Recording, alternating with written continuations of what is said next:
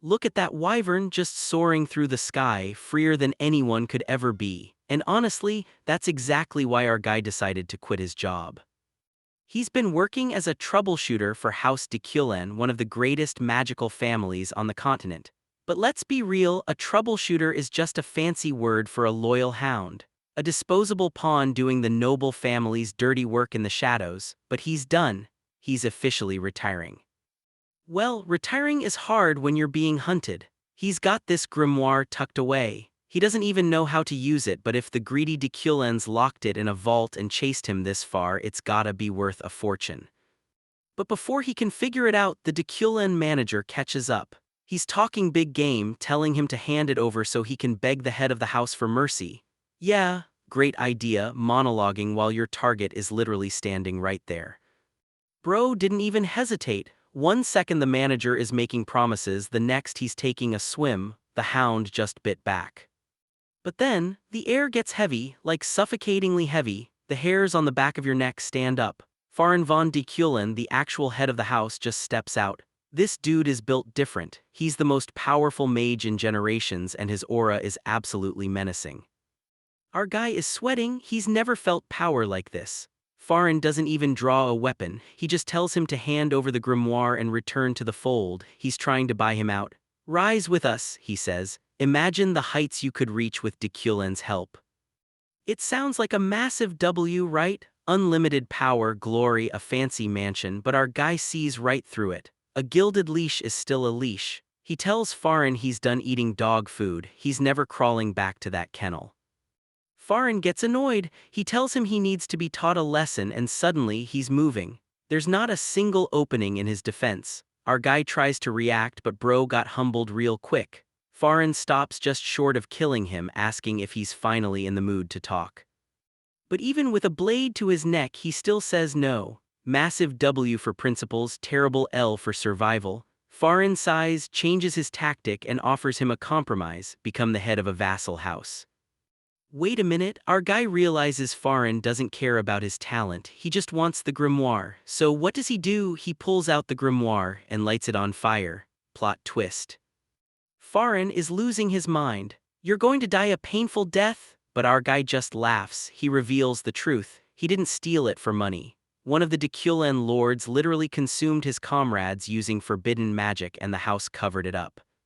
He didn't want revenge. A hound's life is worth nothing and he knows that. He just wanted to spit in their soup. He's taking the ultimate cheat code and turning it to ash. Farin is furious, throwing him into an eternal flame that can never be extinguished. You'll regret this with every bone in your body, Farin snarls, but our guy, he just smiles. I'd rather rot in the frontier than wag my tail for de Kulen, and if that's not an option, death doesn't sound so bad. He's burning alive, but as the flames consume him, he looks up at the sky one last time. He's never felt so free. He dies with zero regrets, hoping that if he gets a second chance, he'll live his life seeking his own freedom. But hold up, the fire is still. The flames are dying down. What is the grimoire doing? The ashes are swirling, reacting to his blood. His body is changing. No shot. Bro didn't just die, he unlocked something else. And this is where his second life begins. Wait, what? 1 second he's burning alive in an eternal flame, the next, he's just standing here, completely unharmed. He's looking around, totally disoriented. Everything feels eerily familiar, like a memory he can't quite place. And then it hits him, this place. This is the frontier of light and shadow, the exact spot where he used to beg on the streets every single day before House de Kulen scooped him up and turned him into a troubleshooter. No shot. Has he actually gone back in time? He looks down at his hands, this is definitely him, but younger, way younger. But there's one thing that doesn't belong to this timeline, a brand, a mark of fire burned into his skin. Time rewound, but that mark stayed. Whatever that grimoire did in its final moments, it didn't just kill him, it sent him back, and it left a receipt. Honestly, he's not even scared, he's thinking about the possibilities. The stench of the Sail River, the cold ground beneath his feet, this is way too vivid to be a dream. He's alive, he's young, and he's holding the ultimate second chance in his hands. Whatever happens next, this is his opportunity. But what exactly is he going to do with it? That question pulls him back to a memory. A conversation he had with his comrades back when they were all gutter rats with nothing to their names. No food, no clothes, no education, just survival. He asks them what the hardest part of their lives was. Hunger? No. If hunger was the only problem, they wouldn't have ended up as disposable hounds for a noble family. The real tragedy was never being able to learn, never having the chance to be more than what the world told them they were. That was his biggest regret. So he made a promise, a dream really. He was going to build a library, a place where anyone could read no matter their class, rank, or gender. But then he looked his comrades dead in the eye and said, "Nah, a library isn't enough. He's going to build a tower." A massive tower filled with whatever he wants. Books, knowledge, everything the world tried to keep from people like them. But here's the part that's absolutely wild. On the very first floor right at the entrance, he's going to display House Deculen's most prized spellbook. Open for everyone. The gutter rats, the noble sons, the butchers from the slaughterhouses, all of them, carrying copies of the spells that Deculen values more than their own lives. The Deculen crest right there on the cover, their deepest secrets spread far and wide. Just thinking about it makes him grin. Of course, there's one tiny problem. He has absolutely no idea how to get his hands on those spells yet. Yeah, that's a problem for future him. Classic. But before future him can figure anything out, present him has a more immediate issue. A very loud, very angry troubleshooter manager just found him. Bro is furious. He was supposed to be at his post, and instead he's just standing around daydreaming about architectural rebellion. The manager swings at him, full force, and our guy, running on years of combat instinct, blocks it and throws a punch right back. Crack! The manager goes down, sputtering, completely shocked that the youngest troubleshooter just laid hands on his boss.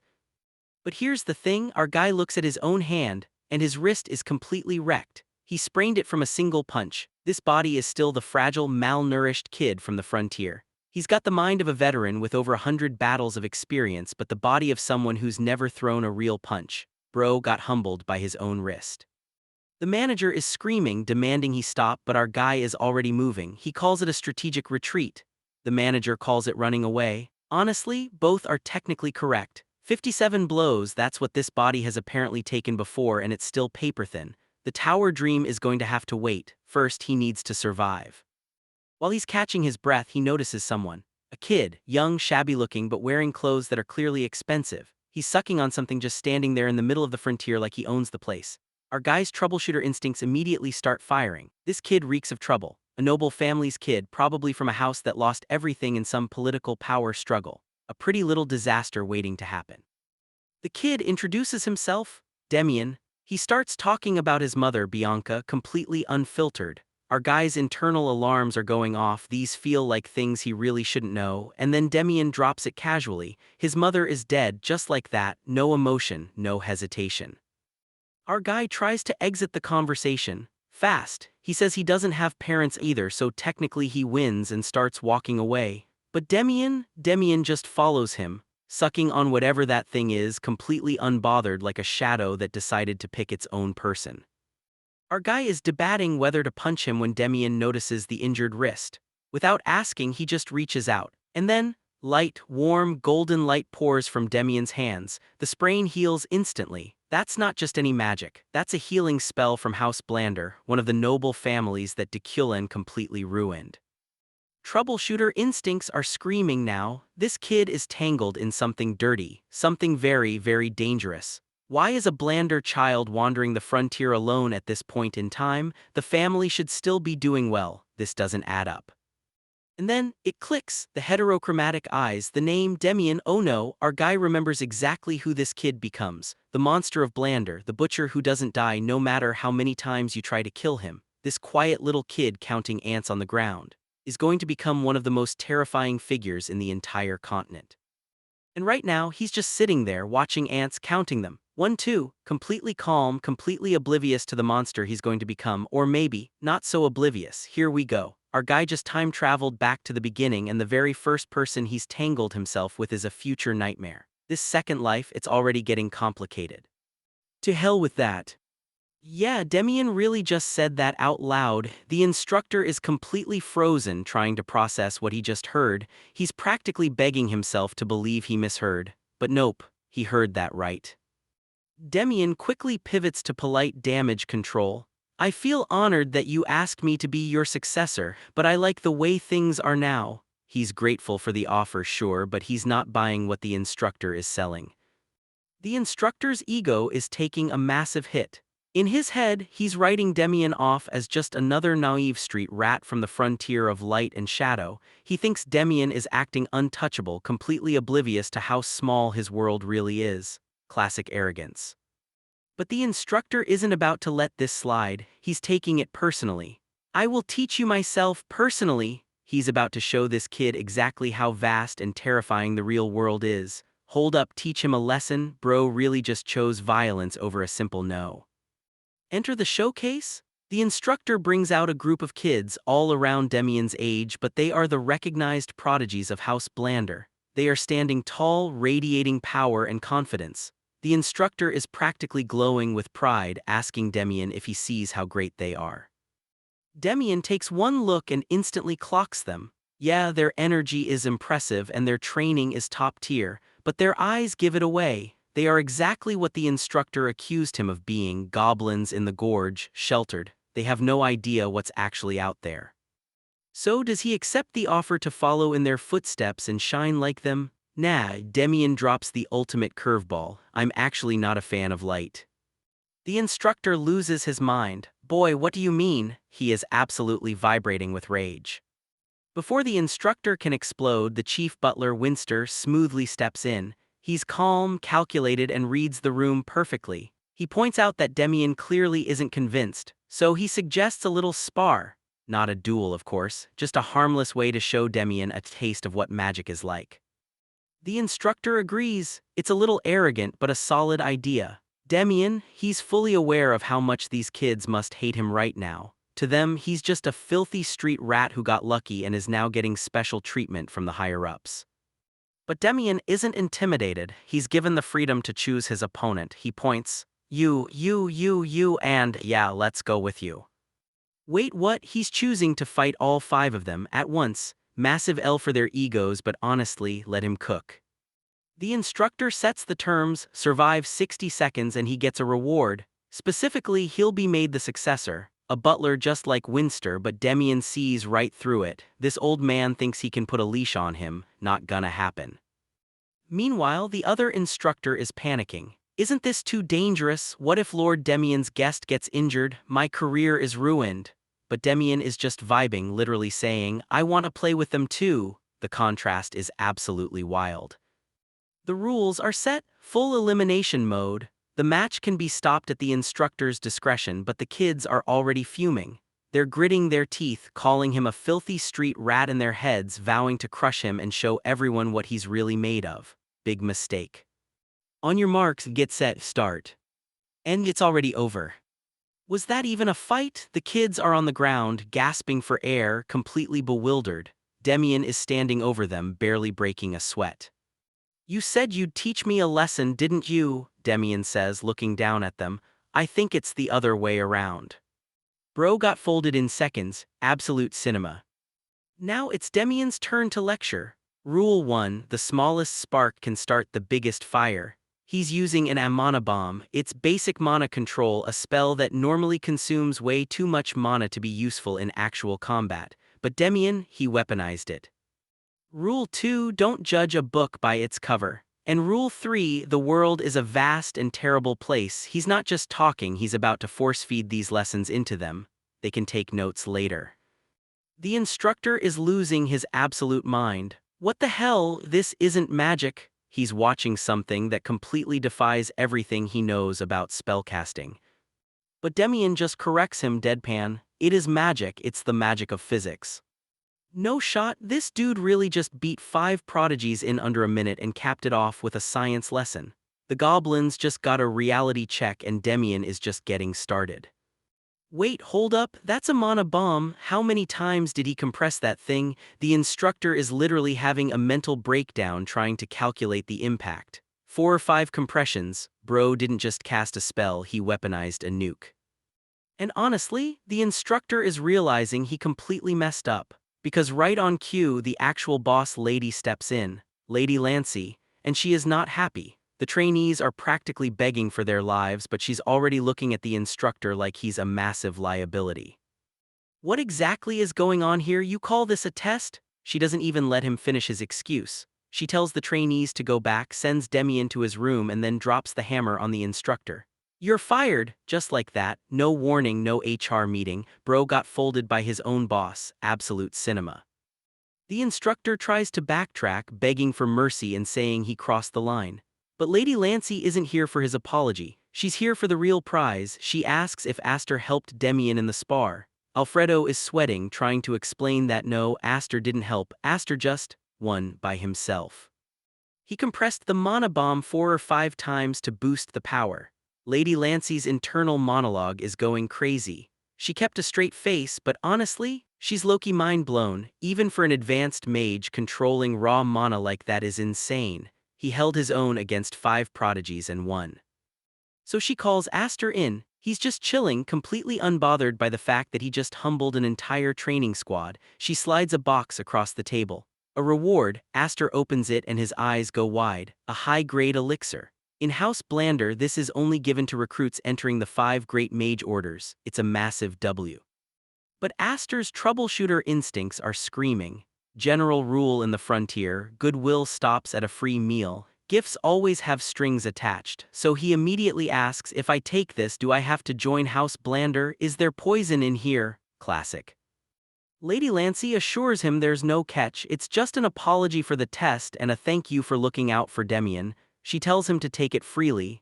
Aster is still suspicious, but he takes the W. But here comes the actual pitch. She wants to make him an offer. Aster knows it's coming. I'd be happy to reserve a spot for you at the academy. The academy?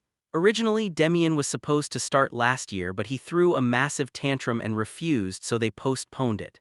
Now Lady Lancey is using Aster as the ultimate bargaining chip, because Demian literally yells, yeah, I'll go if I can go with Aster.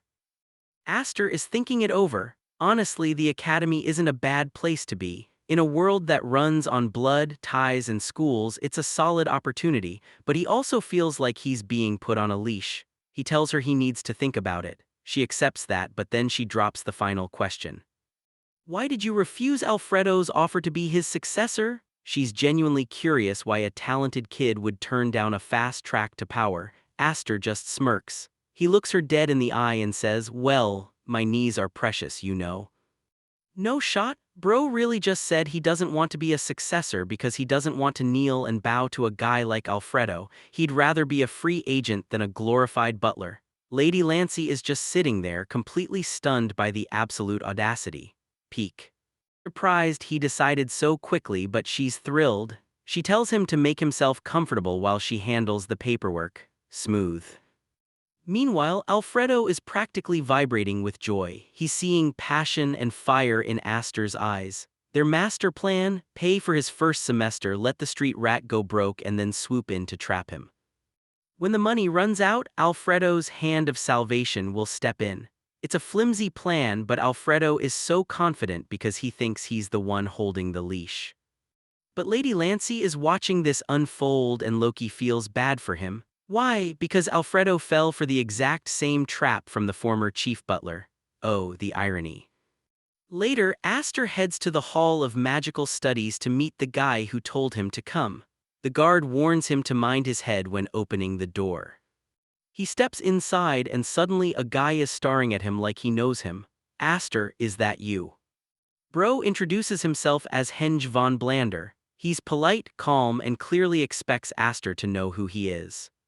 But here, the plot twist: Henge isn't just some random noble. He looks Aster dead in the eye and asks, "You're here to see my younger brother?" Wait a minute, Demian is the direct successor, but Henge is here. No one saw that coming. This family tree is getting complicated. Sneaking into magic institutes during his troubleshooter days taught our guy one important thing. Mages who research magic, aka quillheads, have one common trait. They yank at their patchy hair so much that there's not much left after a while. There's actually a pattern to the balding. First, they keep their hoods up to deny it. Second, they accept it. Third, they just shave it all off. And finally, they research the impossible, magic to regrow their hair, although no one has succeeded so far. But this guy, he's different. He's got a full head of hair. Henge apologizes for his younger brother being so rude to Aster, but honestly, Aster is just staring at his hair, like how.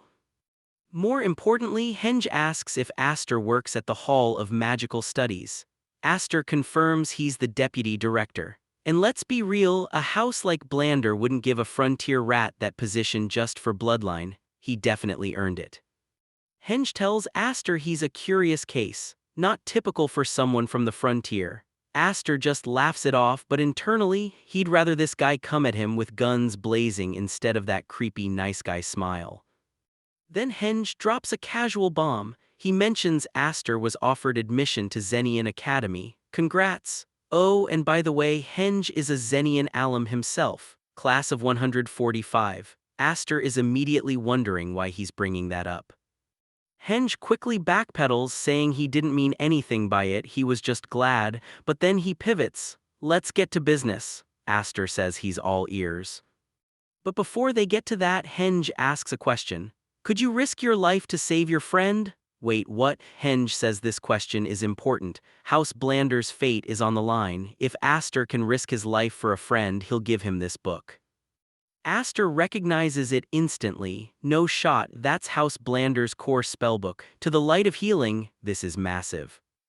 Meanwhile, Lady Lancey is having her own internal monologue. Demian's enrollment is no longer a headache thanks to Aster. She's realized Aster is a good friend, talented, and his attitude hasn't changed even after learning Demian's dark background.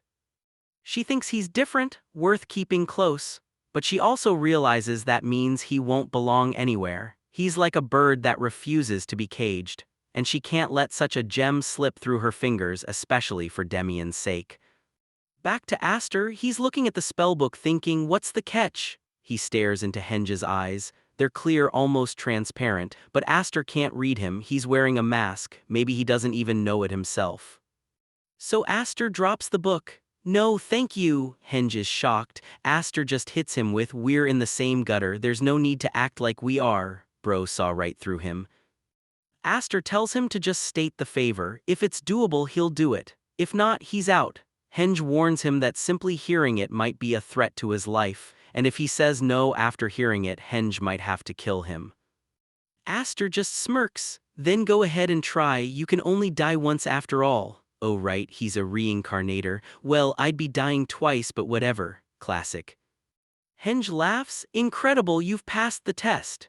He admits he needed someone he could trust, someone not from House Blander. He didn't expect much from a slum rat, but the doting lady let Aster stay, so he figured there was more to it. Aster immediately connects the dots. Your little brother picked a fight with a guest. Is that it? Henge admits it was the perfect cover for them to talk. Aster calls him out on it. Why would a deputy director hide behind his brother to talk to a street rat? Henge drops the nice guy act. It wasn't internal strife. Blander is close-knit. The real problem, he's being surveilled by House Deculen. Aster's ears perk up at that name. Henge says since Aster doesn't mind dying, he'll be honest. He's currently researching Deculen's celestial technique. There's a secret spellbook only Deculen has access to, and Henge acquired it through unusual means. Aster asks how he's still alive. If he's researching counters, Deculen should have killed him. Henge admits Deculen is rash. If they found out he was researching counters, they'd kill him no matter what. But here's the crazy part. At first they only tried to research counters, but Henge couldn't stop himself. He saw the celestial technique, the root of all Deculen's spells, and found a method to improve it, to make it perfect. He tells Aster, if you were in my shoes, I'm sure you would understand. And Aster's internal monologue, he's completely out of his mind. Bro is dealing with a literal mad scientist. This is pure chaos. I couldn't stop myself, you understand where I'm coming from, right? Bro is completely out of his mind.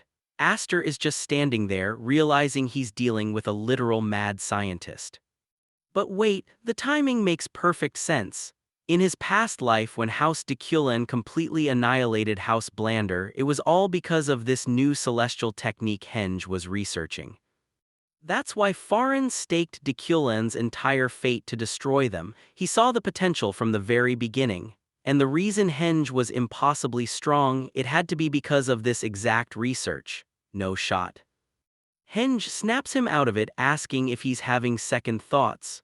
Aster quickly gets back to business. Henge admits he hasn't told his family about the research, but Dekulin has planted a spy somewhere in the household.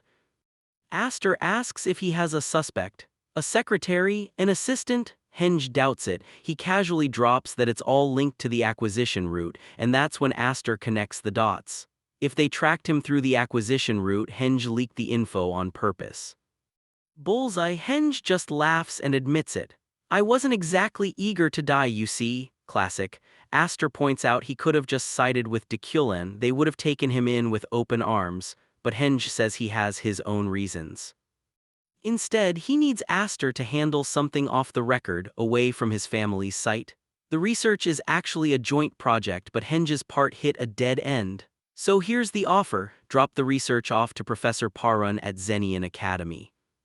In exchange, Aster gets the Light of Healing spell now and the completed new celestial technique later.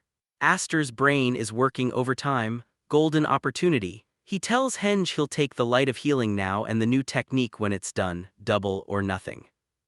Henge is impressed. You've got guts, Aster, but Aster isn't done. He adds a condition. Since this is a true partnership, he might need Henge's help until the research is finished. Henge agrees, no problem. Then Aster drops the ultimate troll move. By the way, I can't read.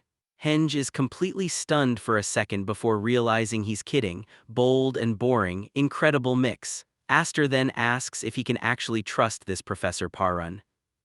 Henge explains they were rivals in the academy, always fighting for first place. Unfortunately, Henge returned to Blander, so the rivalry ended. But did he just say, still, I'm better? Great, just what Aster needed. Another nutjob at the academy. Henge hands over a subspace dimension stuffed with books. Aster opens the attached letter. Dear Aster, I've selected essential magical theory books, read them diligently. Your friend Henge. Christmas came early. Aster looks through the stash. 132 books ranging from basic to advanced magical theory. He has to admit Henge is a genius, but a very strange one, because as he looks at them he realizes these aren't just books, it's an entire discipline. He could build a foundation for his tower with this. Before, he just thought about putting random books in the tower, but now, the tower will be a place that provides knowledge to anyone who seeks it. An unexpectedly pleasant surprise.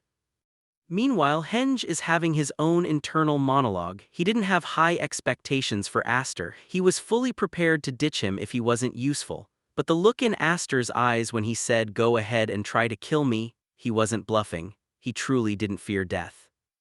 Henge finds it fascinating. Aster has plenty of secrets, but he's found someone who stands where he stands, looking toward the same future. And he wants the final product of his work. That's new, but wait. Does he really not know how to read? Before Henge can overthink it, it's time to go. Lady Lancey tells Aster he'll need to fill out forms at the academy, and the best part, he and Demian don't have to take the entrance exam. Massive W. Moments later, they arrive at Zenian Academy. Demian is already calling out to him, hyped up. Lady Lancey gives Aster a warm send-off, telling him it's a great opportunity and hopes he achieves what he seeks. What I want? Aster smirks. Of course he's going to get it. Zenian Academy is the greatest in the East and countless patrons are waiting for him. He fully intends to win them all over. Wait for me, you fools. No, I mean my friends, I'm on my way. Bro is locked in. The second life is officially starting and the tower dream is one step closer to reality. Flashback time, back when our guy was still grinding as a troubleshooter, his squad got sent to House Blander. The higher-ups were dragging them into a mess Blander should have handled themselves, and of course the rumors were already flying. There's a monster in Blander.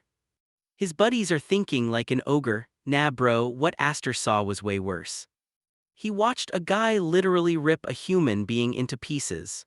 And the craziest part, the dude was casting Blander's signature healing magic over and over again, just laughing while he did it. The butcher who doesn't die, no shot. But let's snap back to the present. Demian is still just chilling, counting ants. Meanwhile, Aster is having a massive realization. This kid isn't just some random noble's kid, he's the actual son of the head of House Blander. How did the heir end up in the frontier? But before Aster can unpack that, Demian's stomach starts growling. He's hungry. Aster asks if he has money to eat. Demian just hits him with, "We're friends, aren't we? Friends share." Aster, being a real one, says, "Well, I have you." Demian thinks that's the coolest thing ever. Bro is literally just happy to have a friend. Massive W for Demian's heart, but Aster's got a plan. They head to a restaurant. While they're eating, Aster's mind is racing. In his past life, he relied on standard troubleshooter spellwork, but that only took him so far. He remembered encountering a power straight out of a nightmare. That's why this time around he's changing his build. He's going to master House Deculen's foundational magic, the celestial technique. This is the root of all Deculen magic, capable of channeling every elemental mana. Aster tries to activate it, and honestly, it feels like magma melting through his body. He's burning up, but he pushes through. He unleashes a mana shower, a spell that pushes mana through the magic circuit to purge all impurities. And it works. The impurities are gone. His mana feels purer than it ever did in his past life. But even with this massive power spike, he knows beating Deculen is still going to be insanely hard. Still, his chances just went up, and as a former troubleshooter, he doesn't care if the odds are close to zero. He never gives up. Demian is just staring at him, totally amazed. "My hair is brown." Wait, when did he dye it? Oh right, to hide his identity. With his new clothes and hair, no one from Blander will recognize him. Smart move. But before they can celebrate his new look, Aster remembers something. The resentment from those 57 strikes the troubleshooter manager gave him is still burning in his chest. He tells Demian to stay back while he rests, but wait, he's not resting. He's going to collect his debt. Demian, being Demian, just says, "When I'm done, you should try it." Bro has no idea what's about to go down. The next morning, Demian wakes up feeling great, but then they run into some familiar faces, the troubleshooter thugs. They're confused. "Where the hell have you been, punk, and what's with the clothes?" They recognize his face, but the disguise is throwing them off. Aster just smirks. "Seeing as I still remember your faces, I guess I'm at the right place." The thugs are freaking out. "Isn't that our youngest?" Aster drops the hammer. "You owe me 57 strikes," coming right up. The thugs are completely shocked. What the hell is going on? Meanwhile, Demian is just standing there, totally hyped. "Wow, are we playing a game, friend?" "Yeah, Demian, it's a game." And Aster is about to absolutely fold these guys. Bro wrapped his fists in pure mana and started pummeling these guys like a human machine gun. Demian is just watching, completely starstruck. "That's epic," he says. Meanwhile, the thugs are getting absolutely folded. But here's the wildest part. After beating them to a pulp, Aster just casually says, "Don't be hurt, let me heal you." And then Demian steps in. "Time to heal, time to heal." Demian is literally healing them just so he can beat them up again. "Keep counting, you need to take 123 blows, okay?" The thugs are begging for mercy, crying, "Stop it, you monsters, I can't even count past 2 digits." Aster calls it a day. He's actually proud of himself. Over 100 blows per person, more than 2,000 hits in total. Even for a battle-hardened troubleshooter, that's a massive workout. The thugs are practically begging to leave. "Would you mind if we could leave now? We're done with our beatings, sir." But then they drop the awkward truth. "The thing is, sir, this is our home." "Yeah, that's awkward." Aster isn't having it. "I don't know if I can agree with that. We will take our leave." He literally kicks them out of their own house. Classic. But before they can even process the L, Aster's troubleshooter instincts kick in. He senses someone approaching. Fast, quiet, and using a troubleshooter's step, someone is tailing him. Aster's mana is completely drained from the beatdown. Casting spells is tough and hand-to-hand isn't much better. But honestly, he's used to running on empty. He gathers every last drop of mana for one final move. But before he can even throw it, someone grabs him. "Heavens, my dear lord!" It's Alfredo, the butler. "He's been searching everywhere for Demian. Get off, let me go, I'm not going home." Wait a minute, so when Demian said he was fleeing his family, he literally just ran away from home. Bro is the ultimate runaway kid. Alfredo introduces himself and immediately pivots to inviting Aster to House Blander. Aster is low-key confused. Noble houses usually shun lowborns, so why him? But honestly, it's a massive W. House Blander is on the route to Hazen, which is where Zenian Academy is, and the academy has the best library in the East. Since Aster's ultimate goal is to build the greatest library, a detour to check out their books is a no-brainer. I'd love to, he says. Moments later they arrive at the Blander Manor. It's Aster's first official visit. Alfredo tells them to rest, but he immediately takes Demian to face the music. Demian is terrified. I'm sorry, Lancey, because the person he's facing is his mother, Lady Lancey, and let me tell you, she's not just any noble lady. She earned the nickname the Blood Witch for a reason. She's freaking out, asking if Demian is okay, threatening anyone who hurt a single hair on his head. Alfredo quickly explains the whole runaway situation. She calms down, relieved. It is a relief indeed, a relief for her and a relief for whoever could have hurt Demian. Ouch. But then Alfredo drops the real tea. He tells her about Aster. He sensed my approach. He was ready to counter even before I showed myself, and when we met, in his hand was a mana bomb.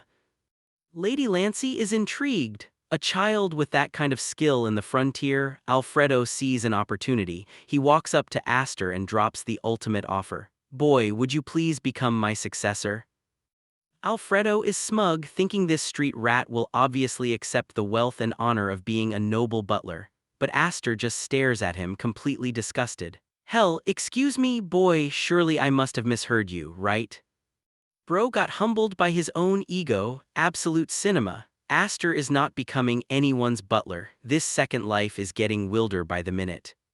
Let's see, the basic principles of magic are simple, but their interpretations, that's where it gets wild. Take water, for example. To some, it sustains life. To others, it's a devastating flood. It's all about perspective.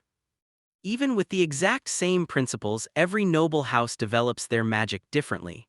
After grinding through all 132 magical theory books Henge gave me, I can feel it. His curriculum is honestly on par with de Culan's celestial technique. Bro really is a brilliant scholar. But before I can process that, Demian is literally screaming. Friend, look, we're here. I look up and there it is, Zenian Academy, the greatest academy in the East. The carriage stops. According to the teachings of the founding headmaster, everyone has to walk the rest of the way regardless of status. Classic elite school flex. But Demian isn't even listening to the tour guide. He's grabbing my arm, yelling, Friend, grab, we have to hurry. Lancey said if we're late there might not be seats. Wait a minute, seats? First come, first served? What is this, some local theater? I know Lady Lancey totally made that up just to stop him from dawdling. But honestly, I'll play along this time. I'm definitely not doing it because walking is easier. We get to the ceremony and it's packed. Demian is sweating, yelling, Lancey was right, if we came late we would have had to stand. Yeah, no she didn't, that is absolutely not true, but sure, keep believing the lie, kid. We finally find our section, Class M3, seats 11 and 12. Demian is still rushing, pointing at some random seats. Hey, can't we sit over there? If we don't sit soon we won't have seats. I'm just staring at him. I thought he didn't even want to come to this academy. Why is he so hyped right now? Before I can figure him out, someone crashes right into us. Ouch, are you okay? I'm fine, no damage done. I wasn't looking where I was going, my bad. I grab the guy before he can walk away. Stop right there, you, what did you just smear on my clothes? He looks at me and casually says, it's spit. Okay, looks like we got ourselves a noble brat. In this situation, Demian would usually do exactly what he's doing right now. Demian steps in, apologizing profusely, and starts rubbing the spit on his own clothes. See, it's getting even shinier, I'll make it shine even more. Yeah, he's definitely going to fight. Classic. The brat is disgusted. Get away from me, you fool. I step in front of Demian. Hey buddy, you just messed up, why don't you back off now? He puffs his chest out. Who are you? I point to Demian. I'm my friend, right? I'm his friend. The brat smirks. Is that so? What a good friend you have there. Not many would volunteer to be a punching bag for their friends, but you'll still regret what you did today. I sigh. So much talking. Screw it, we're skipping the talking part. The crowd is already gathering. What's the commotion? There's a fight. The big guy looks like he's from House Dahlenfer. Isn't it obvious? The Dollenfer kid, I've heard his power is pretty incredible. The academy monitors show up, but instead of stopping it, they clear the area. A fight broke out. Tell everyone to clear the area, give them space. Oh, and the gray-haired kid in the crowd, he's setting up magical barriers around us. They're literally treating this like a spectator sport. The crowd is going wild. Hickster, good luck, I bet my money on you. 2 lunch tickets on the line. Those rookies always bet on the underdog. Bro, they are literally gambling on us. The brat finally introduces himself. I'm Hickster, the proud second son of House Dollenfer. What is your name? I just shrug. Well, I'm not from some fancy family, I'm just some guy passing by. Hickster laughs. So you're not a noble? That doesn't matter to me. Since such a tight space puts mages at a disadvantage, I'll graciously let you attack first. Let's see what you can do. I smirk. He's a fun one. For someone who didn't want to talk, he sure has a lot to say. He taunts me. What's wrong? Are you scared? I crack my knuckles. You brat. Oh, and it's not just me, it's the 2 of us. I'm pulling Demian into this. Hickster is completely losing his mind. He thought he was fighting a regular mage, but suddenly Aster drops the ultimate plot twist. It's not just me, it's the 2 of us. Bro just tagged in his friend mid-fight, no shot. And then Demian does the unthinkable. He starts casting healing magic on Hickster. Hickster is utterly confused. Is that healing magic? But why? His friends are just watching, Loki impressed. Wow, nobles really are built different. They think this is just some crazy flex. But it's not a flex, it's a nightmare. Aster is absolutely pummeling Hickster, and every time Hickster takes a hit, Demian heals him right back up. One beats him up, the other heals him. Hickster is literally questioning his life choices. Aster just smirks. Am I scared right now? Bro is locked in. Hickster's friends are screaming at him to stop playing around. Dollenfer's hero, the star of the East, just finish him already. Hickster gets pissed. How dare a mere mage? He winds up for a massive punch. Here we go. He lands it square on the money, but wait. Hickster's face drops. My punch landed squarely, so why does it feel like I didn't punch anything? Aster just casually brushes off his shoulder. Sorry, there was some dust here. Big mistake. Bro just got humbled by his own fist. Aster knows it's time to end it. He needs to knock Hickster out in a single blow. He shifts his stance, mana swirling around him. Let him cook. He unleashes the Mana Collision Strike, a technique he literally created with his comrades back in the day. It doesn't use standard spellwork or physical combat. It extracts raw energy from the collision of mana particles. Just a simple technique using the very nature of mana itself. Absolutely wild. Boom, the strike connects. Hickster is sent flying, completely knocked out cold. The crowd goes absolutely feral. He won. Incredible. Is he really a mage? How does he fight like that? Massive W for the underdog. Aster turns to Demian hyped. Hey friend, we won, so stop sucking your thumb from now on. But before they can celebrate, the vibe gets ruined. A teacher storms in, furious. A mage fighting like that, how vulgar. Who the hell starts a brawl on the first day of school? Classic. The teacher threatens to punish the entire crowd, but the crowd actually enjoyed the show, so they aren't gonna snitch. Aster and Demian step up. It's not them, it's us, it was us. So it's you too. Yes, sir, it was us. Bro took the L for the squad, absolute cinema. The teacher is actually letting them off the hook. Because of your honesty, I'll let this slide. Bro really just took the L for the squad and got rewarded for it. Massive W. But now they're the center of attention. The whole crowd is murmuring about how a scrawny mage just folded a fighter in hand-to-hand combat. And Demian is waving like he just won the lottery. We're practically famous. Yeah, keep waving, kid. You're gonna attract the wrong kind of attention. Meanwhile, the headmaster is giving a speech that is literally testing everyone's stamina. Aster is low-key asleep at his post, but before he can fully pass out, someone interrupts. The headmaster bails, classic. Professor Zyra steps up to take over and calls up the magic department representative, Dahlia de Dineh. House Dineh is the second most powerful magical family in the East, right behind de Kyolen. Aster immediately recognizes her. In his past life, she became a powerhouse and actually helped him out after he retired. But here's the catch. Their relationship was super toxic. Honestly, it was more of a gigantic L than a benefit. Next up is the combat representative, Paul. The crowd is losing their minds because they didn't announce a family name. A commoner, the noble houses are definitely fuming. No shot a regular guy is taking the spotlight. Wait a minute, did Dahlia just look straight at Aster? He brushes it off, figuring it doesn't matter right now. He's got a mission. He needs to find Professor Parun and deliver Henge's research. He bumps into Parun, who teaches basic magical theory. Aster expected him to look like Henge, but he's totally different. Then again, Henge also acts like a perfect gentleman in public, so Aster isn't jumping to any conclusions. This dude could be a total nutjob for all he knows. The ceremony finally wraps up. Aster decides to wake Demian up with a little joke. "You were caught sleeping and got expelled. Time to pack your bags," Demian literally screams. Peak. They head to the dorms, top floor, obviously. The academy provides standardized amenities so no one can flex their wealth with personal items. Smart move, it keeps the playing field level. But then Aster checks out his roommate. It's Paul, the combat rep from earlier, and Paul is already giving him the stink eye. Aster doesn't even flinch, he just hits him with, "Let's keep things chill, I don't care what you do, just don't bother me, and after this conversation don't talk to me." Bro woke up and chose absolute isolation. Aster is officially moving into the dorms and he's immediately laying down the law with his new roommate Paul. "I don't care what you do, just don't bother me, and after this conversation don't talk to me." Paul, being a combat student with a massive chip on his shoulder, decides the best response is to draw his sword. Clean strike, zero hesitation. He's trying to intimidate Aster, but bro just stands there completely unfazed. Aster doesn't even flinch, he just hits Paul with the ultimate counter. "We'll live according to your rules, but I hope you don't mind if I sing past midnight. Deal?" Bro woke up and chose violence. Absolute cinema.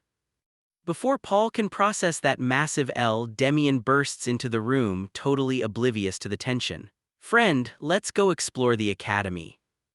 Aster knows exactly what's going on here. Lady Lancey didn't just send Demian to have fun, she wants him to memorize the campus layout so he doesn't get lost. And of course, she's dragging Aster along as the babysitter. But Aster isn't mad, he's actually petty enough to play along because he has his own agenda. "Yeah, that's fine, there's no harm in learning my way around." Out on the campus, Demian is losing his mind over a simple lake. "We never had anything like this at home, ask them to make one for you too." Aster is low-key trolling him at this point. "Just dig a hole and fill it with water, brilliant." And Demian actually buys it, he's already nomming it blood, sweat, and tears. Massive W for Demian's gullibility. Then Demian spots a statue and wants a dragon one. Aster tells him to name it Blood, Sweat, and Tears number 2. Bro is just feeding him absolute nonsense and Demian is eating it up. But while Demian is busy playing interior decorator, Aster is actually doing some recon. His senses aren't as sharp as his past life, but he can still catch faint traces of mana. Specifically, Deculen. He counts roughly 7 troubleshooters hiding around the campus. He maps their positions in his head and they're all clustered around one specific point, the Hall of Magic II, that's Professor Parun's research lab. Plot twist, Deculen figured out that Henge has an accomplice and they naturally suspect Parun. Aster isn't worried though, he's actually hyped, he was just waiting for them to make a move. Meanwhile, the Deculen squad is in full stealth mode, creeping through the shadows. HQ just issued an emergency order. The primary target Henge got exposed, so they are pivoting to the secondary target. They intercepted some intel. The research item is going to be handed off to Professor Parun at midnight. Their job? Intercept it, but one of the guys is sweating, asking about the single numbers, the elite assassins. He's terrified, asking if the elites are coming to help them break through the academy's freakish professors. But the leader shuts him down. Number 1 isn't coming. But here's the catch. The fire demon, Callahan, is joining the mission. Callahan is the second in command of Deculen's Mage Corps. He's a cold-blooded monster who will do absolutely anything to complete a mission. The squad instantly realizes the grim reality. Callahan doesn't care about them, they are literally expected to sacrifice their lives for this mission. Bro is cooked, it's so over. F in the chat. The leader tries to keep morale up, saying it might not even come to a fight since Deculen doesn't want a famous mage seen doing dirty work. But they all know the odds. They link up, praying to just survive the night. Back to Aster, he's standing on the campus looking toward the Hall of Magic. He knows exactly who is coming. Midnight, the fire demon. Most people would be terrified, but Aster, he just smirks. The traps are set, the pieces are on the board. Bro is literally calculating the stats on a final boss. Aster is thinking about Callahan, the fire demon. Even back when Aster was troubleshooter number 1, Callahan was already in his prime. After House Deculen's war with Blander, Callahan stayed with the collapsing house and proved his absolute loyalty. He's a war mage, basically unstoppable across the continent. Aster knows he's dangerous now, but his true prime actually comes after the war. Honestly, Aster thinks he's worth every gamble to hunt down. Bro is already planning the raid. But wait a minute, something doesn't add up. Aster remembers a troubleshooter tailing him and then retreating. Henge's thesis is right here with Aster. But apparently the item being handed off to Professor Parun tonight is also the thesis. There's no way Aster's copy is fake. Which means the thesis being delivered tonight is a decoy. Plot twist, the MacGuffin is a fake. Meanwhile, over in the lab, Professor Parun is having his own internal monologue. And spoiler alert, he's not just a sleepy bookworm, he's fully locked in. Deculen, those rats, they were exposed but they hadn't crossed the line, so I let it slide. But now, how dare they step right into my territory? He hears a noise and instantly clocks the intruder. I see, it's a mercenary and, wait, Parun knows exactly what's going on. Parun grabs the intruder before he can even blink. If you want to disguise yourself, learn to mask your ether footprint first. That's rule 1 of going undercover, kid. Bro just caught him lacking. Parun thinks it's actually Henge in disguise. I figured it was him. He planned a way to avoid Deculen's eyes, only to get caught so easily. But then Parun second-guesses himself. No, someone like him wouldn't slip up like this. What are you scheming, Henge? Classic, the professor is overthinking it. But the intruder just drops the act. Hello there, Professor Parun, my name is Callahan. I doubt a bookworm who lives in his lab knows my name. No shot, the intruder just casually introduces himself as the fire demon. Parun is low-key surprised a bookworm knows his name, but he plays it cool. Callahan laughs it off. I guess someone beat me to you. Are you a mercenary? You are. What about you, Professor? And Parun just hits him with the ultimate deadpan. I've never heard of you. Yeah, great idea playing dumb with a literal war criminal. Callahan isn't having it. Spare me the nonsense. Your disgusting stench is rotting my nose. Parun just laughs in his face. Now that's funny. I've never been talked to this way before. Bro is genuinely amused. Absolute cinema. Callahan gets pissed. Fine then, I'll cut to the point. That boy will die. As for you, Professor, maybe I'll leave an eye and an arm if I feel like it. He's fully choosing violence. Meanwhile, hiding in the shadows, Aster is just chilling with the real Paul. Yeah, the guy who was tailing him earlier, Aster definitely kidnapped him. Aster looks at the real Paul and says, from this moment on, I'll consider you a mercenary and not a student. Don't expect me to protect your life, that's your own responsibility. And Paul just goes, yes, sir. Bro just drafted him into his personal squad. The alarms didn't go off because Deculen set up blackout magic. Aster looks at the Blander document and smirks. Should we have some fun? The fighting has begun since I haven't been Aster, but troubleshooter number 1 instead. Bro is literally praying to the moon. Dear moon, help me be a righteous troubleshooter again today. Yeah, right, he admits he was never exactly a saint anyway. Classic.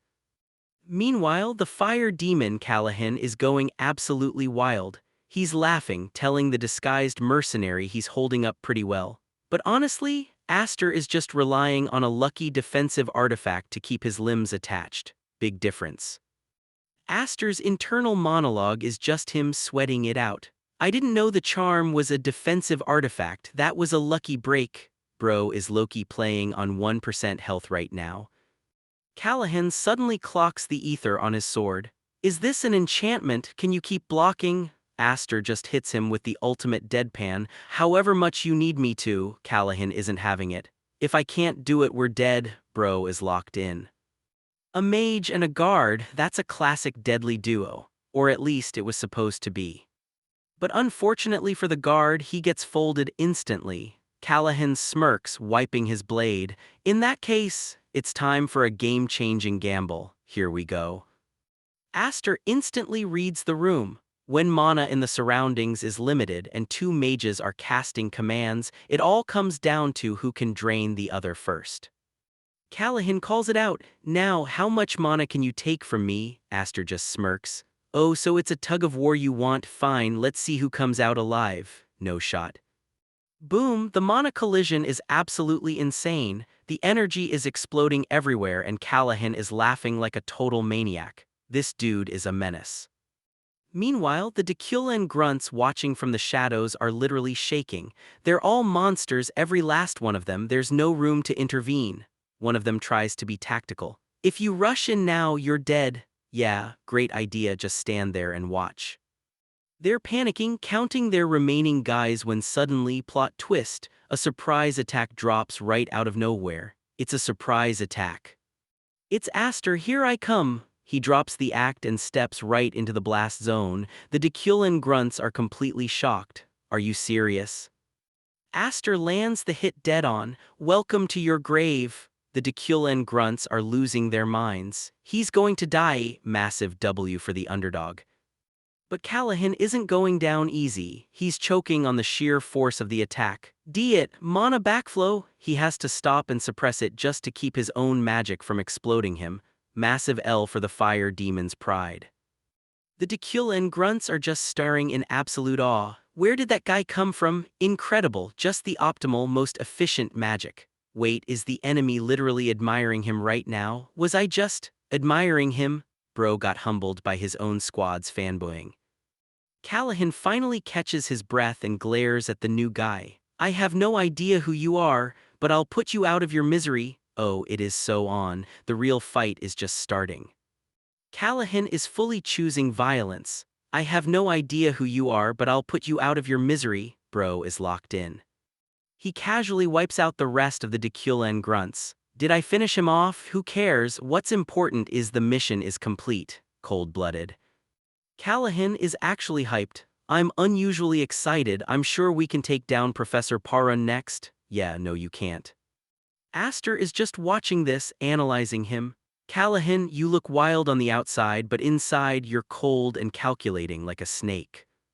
Aster respects the hustle. Any other mage would have died immediately, but he countered instead. His reaction speed is top tier. But Aster also points out the flaw. If he had worked with the troubleshooters as a unified group, I would have stood no chance. My mana is still lacking. Bro is playing on 1% battery. Now it's time for the loot drop. Aster is rummaging through Callahan's body. War mages always carry their grimoires. The subspace pouch is locked, but the lock can be cracked. Bro really just looted the final boss mid-battle. Absolute cinema. Aster walks up to Professor Parun. You're late, Professor. Parun is just chilling. Well, I was busy turning the rats into popsicles. More importantly, are you a rat too? Aster hits him with the deadpan. Didn't you just see me kill a Deculan mage? Parun realizes Henge sent him, so you know we're friends.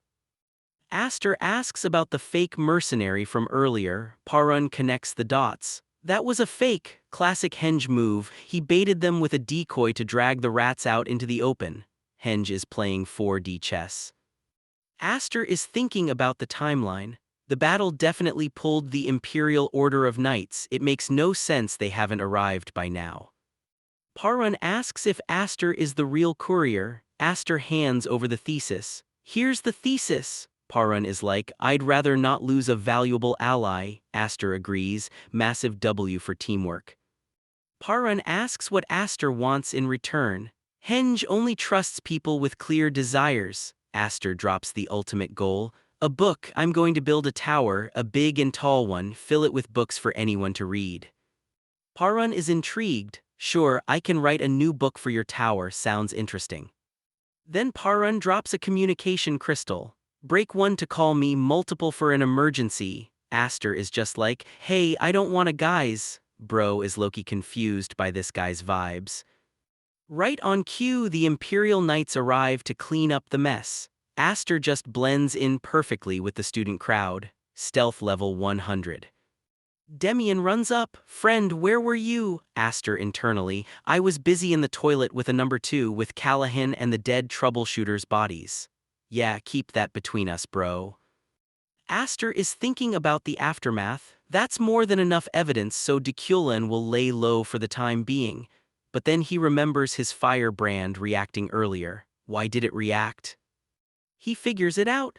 When I blocked Callahan's attack, the shield suddenly formed. It wasn't because my shield got stronger, it was the self-exclusion phenomenon. Mages use it to avoid self-damage from elemental magic. Bro just unlocked a new mechanic. But he still doesn't know the exact conditions to activate it. Demian is just standing there like, look into it. And Aster is like, don't you dare take my pants off, Demian. Wait, what? Demian was about to heal him. Classic Demian. Aster makes a plan. The Lapither Library of Zenian Academy is the largest in the East. I'll find some clues there. But before he can even breathe, a guy walks up. Hi, you're Aster, right? My name's Chenbai, you're a pretty good fighter. Aster's internal monologue goes into full panic mode. What, did he see me fight Callahan? This is bad, I can't risk anyone knowing who I am, should I kill him? No shot. Bro went from looting the boss to considering murder in 5 seconds.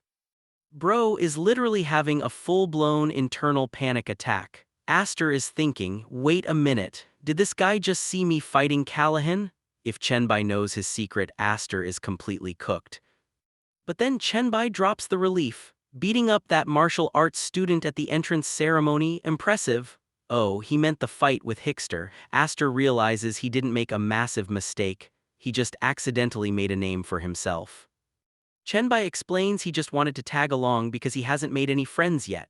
And honestly, Aster is just sitting there completely mind-blown. He's been surrounded by literal monsters, mad scientists, and runaway nobles his whole second life. He had completely forgotten what a normal conversation feels like. Finally, his academy life begins. But normal doesn't last long. The next morning, Demian is already sleepy at his desk. Aster is just as shocked as he is that the academy didn't even cancel class after a literal terrorist attack happened yesterday.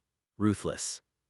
Before they can process it, their homeroom professor steps up. Professor Zyra. Aster instantly recognizes her. She's the one who single-handedly wiped out a whole pack of trolls, and she was standing at the podium during the entrance ceremony. Zyra brushes off yesterday's commotion like it was nothing and tells them to focus on their studies. Then she drops the first assignment, a mana measurement test. They're checking both the quantity and quality of their mana, and she asks the class a simple question: which one is more important? A guy named Arjun from House Pelham steps up. He gives the textbook answer, quality, because it affects the accuracy, stability, and power of spells. Zyra nods, accepts it, and then asks what family he's from. Wait, what? Next up is Epal, who isn't nobility. He argues that quantity is more important for large-scale combat. Zyra nods again, says correct, and then asks what his lineage is. She keeps calling on students. Casting speed. What's your lineage? How badly you want it? What's your lineage? Aster is watching this and realizing the pattern. She's completely ignoring their actual answers. Bro is just watching her fish for noble names. Finally, Zyra wraps it up. She tells them she listened carefully and honestly, all their answers were near the mark. But here, the plot twist, there was never a correct answer to begin with. She drops the real lesson. She didn't expect a correct answer. She wanted to see if they were actually telling her what they thought or just telling her what they thought she wanted to hear. A magician must never lose their conviction or be swayed by others. She tells them they must learn to become proper mages and carry out their will to the end. It's a pretty deep philosophical moment, except for Aster. His internal monologue, that's some impressively convoluted load of crap. Classic. Bro is way too pragmatic for academic mind games. Zyra tells them to line up for the mana measurement. She singles out Arjun, the guy who gave the first answer, and makes him the class representative to log everyone's scores. Arjun is thrilled and the rest of the nobles are low-key fuming. Aster is just watching the whole dynamic unfold. Wow, so this is how they break people in here. The academy is already playing psychological games, pitting the students against each other on day one. Then, the star of the show gets brought out, the mana detector. The students are losing their minds because these things are super rare and expensive, but Zyra isn't just here to test their stats. She looks out at the class and drops a chilling little hint. You never know if there's a real monster hiding amongst us. No shot, the entire class shivers, but Aster is just standing there. If they're looking for a monster, they might want to check the guy with the firebrand and the vampire system. Here we go. Professor Zyra suddenly announces she has some important matters to attend to and completely bails, leaving the teaching assistant in charge of the mana measurements. Yeah, great excuse to skip grading. Classic. Aster is just chilling, thinking he should probably work on his breathing technique, but Demian is already hyped. Aster, let's get measured too. Bro is treating this like a carnival game. Before they get their turn, a girl steps up to the machine. Whoa, the crystal lights up like crazy. Her mana refinement score hits a level 6. The whole class is losing their minds because the average is supposed to be a level 3. Bro just doubled the curve. The TA asks for her name. Furion de Dine. Ah, House Dine, same family as Dahlia, the magic department rep from earlier, but she's got a different hair color, so she's definitely from a collateral line. Still, a massive W for the side branch. Watching this, Aster remembers his own internal monologue from earlier. I didn't want to be famous for beating someone up on the first day. And right on cue, the universe roasts him. Says the person who enjoyed beating someone up on the first day. Look, he's not wrong. But then, the main event steps up. The crowd starts whispering. You're the famous Blander heir, aren't you? Are you ready to be tested? Demian just stares at the machine like it's a toy. I just pour my mana into this thing. He places his hands on the crystal and lets it rip. The machine starts humming, the lights flare up, and the numbers start climbing, and climbing, and climbing. Wait a minute, the display finally locks in. Refinement level 9, capacity level 67, no shot. The entire classroom is dead silent for a split second before erupting into pure chaos. How is that possible? He's a monster. Seriously, that has to be a glitch, right? Bro literally broke the machine. Absolute cinema. Aster just watches the class lose their collective minds. This is exactly how people react to true geniuses. For most of these kids, a number like 67 is so far beyond what they can grasp, their brains just short-circuit. But for Aster, he knows exactly what this kid is capable of. The monster of Blander is just getting started. The mana measurement test is officially underway. Arjun steps up first, places his hand on the crystal, and pours his mana in. The machine lights up with all kinds of indicators, but the central gauge is the one that matters most. Refinement score, Aka mana quality rated from 1 to 10. Arjun pulls a level 4. Last year's freshman averaged a 3, so he's already above the curve. Not bad for the class rep. Next up is mana capacity measured in 100 levels. The average was 15 last year, and Arjun clears that easily too. Professor Zyra is genuinely impressed. She tells him his hard work is showing, and honestly, you can tell this guy's future is already set. Hardworking graduate student is practically written on his forehead. But then Zyra drops a curveball. She announces she has important matters to attend to and just leaves. She hands the entire testing process off to the teaching assistant. Yeah, great leadership, classic. The students keep lining up, and then Furion de Dine steps forward. Same house as Dahlia, the magic department rep, but different hair color, so she's probably from a collateral branch. She introduces herself with her given name first, then her full name. What a show-off. And her scores back it up. Refinement level 6. The average is 3, she's literally double the baseline. Zyra's voice echoes from wherever she went, nodding that Furion could have had an even higher capacity score given that refinement, but it's still impressive. Excellent scores as expected from nobility. Meanwhile, Demian is face down on his desk, completely knocked out. The TA tries to wake him, but Demian just groans, "We're in class, I should be sleeping now." Bro really said that out loud. But when he hears they're testing everyone's mana, he instantly perks up.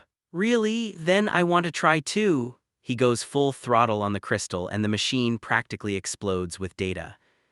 Refinement level 9, capacity level 67, no shot. The entire class goes dead silent. The average refinement is 3, the average capacity is 15. Demian just shattered both numbers so hard the machine is throwing error codes.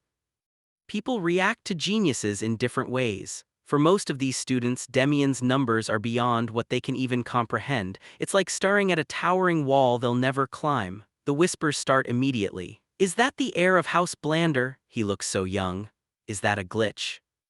Aster isn't surprised. He already knew Demian was a monster. In his past life, he saw what this kid became, the butcher who doesn't die. If Demian had wanted to, he could have changed the entire fate of the continent. And that's exactly why Aster is here. This life will be different. He's going to personally raise Demian out of mediocrity and keep House Blander as a thorn in Deculen's side. Zyra's voice cuts through the noise. She tells Demian his results live up to Blander's name, but he must not grow complacent. A mage's level isn't decided by mana alone. Demian just cheerfully says, okay, completely unbothered. Then he turns to Aster. Hey friend, did you get measured too?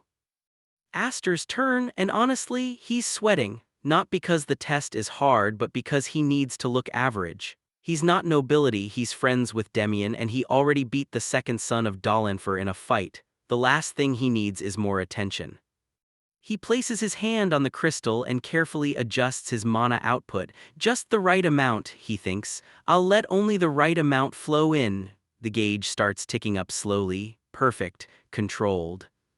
But then the machine starts screaming. Refinement score level 10, limit exceeded, please recalibrate limit. The crystal is literally throwing error messages. The entire class erupts. Limit exceeded? There was a limit. That's amazing. Aster's internal monologue is just pure panic. Wait, why did they set the threshold this low? At this rate I'll get way higher scores than I wanted. He quickly plays it off. There seems to be an error, I might need to try again. The TA stammers, I agree. He resets the machine, takes a deep breath, and this time clamps down hard on his mana. The result? Refinement level 3, capacity level 15, perfectly, boringly average, the class size in relief. So it was an error, right? Figures. Aster internally wipes his forehead. Phew, I was almost in trouble. But then Demian, who has apparently been absorbing Aster's vocabulary like a sponge, looks at the results and says, what a load of crap. Aster freezes. Demian, since when do you talk like that? Demian just hits him with, you told me that's what you call it, it's a massive load of crap. Aster sighs, I guess I have to watch my words from now on. Bro created this monster himself, classic. Meanwhile, at the Hall of Magic II, construction crews are revamping the building after the attack. Aster is thinking about the bigger picture. The real question isn't the damage, it's why Deceulen, specifically Callahan, attacked Professor Parun in the first place. But he figures Parun made a name for himself in his younger days. He'll handle it. But the most important scene is happening right now. Professor Zyra is sitting in her office reviewing the mana test results with her TA, Jorvi. She flips through the data. Overall level is high this year. Furion slightly underwhelming for a Dine. Demian, he could easily be Blander's greatest yet. She tells Jorvi to keep an eye on him. And then she stops. Her eyes lock onto one name, Aster. The error code from his first test is still logged in the system, and Zyra knows exactly what that code means. His results didn't malfunction. They exceeded the machine's limit. She closes the file, her expression unreadable. Aster, I'll watch this one closely. Bro thinks he played it safe. Bro thinks he fooled everyone, but the most dangerous professor in the academy just put a target on his back. And back in the dorm, Demian is still yelling, I can say crap, but you can't. Why can't I? Maybe we should all refrain from using that word. It's so over for Aster's secret identity. Bro is literally trying to speedrun the academy. Aster is at the Lapither Library, the biggest in the entire East. But there's a catch. The library has 3 levels, upper, middle, and lower, and because he's just a commoner, he's only allowed in the lower level. He's desperately looking for clues about his firebrand, but there's absolutely nothing down here. If he wants answers, he needs the upper levels. But here's the problem. To get up there, you need recommendations from at least 3 professors, which means he absolutely needs to secure Professor Parun's reward. I swear, even if I try to live a quiet life, everyone around me insists on stirring things up. Classic. Bro just wants to read in peace, but the plot keeps dragging him into the spotlight. Anyway, he's got the entire exam map committed to memory. It's time to breeze through this midterm practical exam. Let him cook. Cut to the evaluation briefing. The teaching staff is handing out supplies and these students are acting like absolute menaces. One guy is asking for bomb flowers and flintstones. Another is begging for a golem control device. Bro, are you mages or street thugs? Then Demian steps up and asks for 20 vine seeds. When the TA asks his elemental attribute, Demian just hits him with, I don't have one yet but I can use plant magic. No shot. Bro is just making things up on the spot. Aster is just watching this, Loki impressed that Demian is actually trying. Even Chenbai is prepping hard, it's giving Major we're so back energy. Starting locations are assigned. Aster is at position 3, Demian waves goodbye hyped up. But when Aster gets to his spot, he realizes he's grouped with 5 randoms.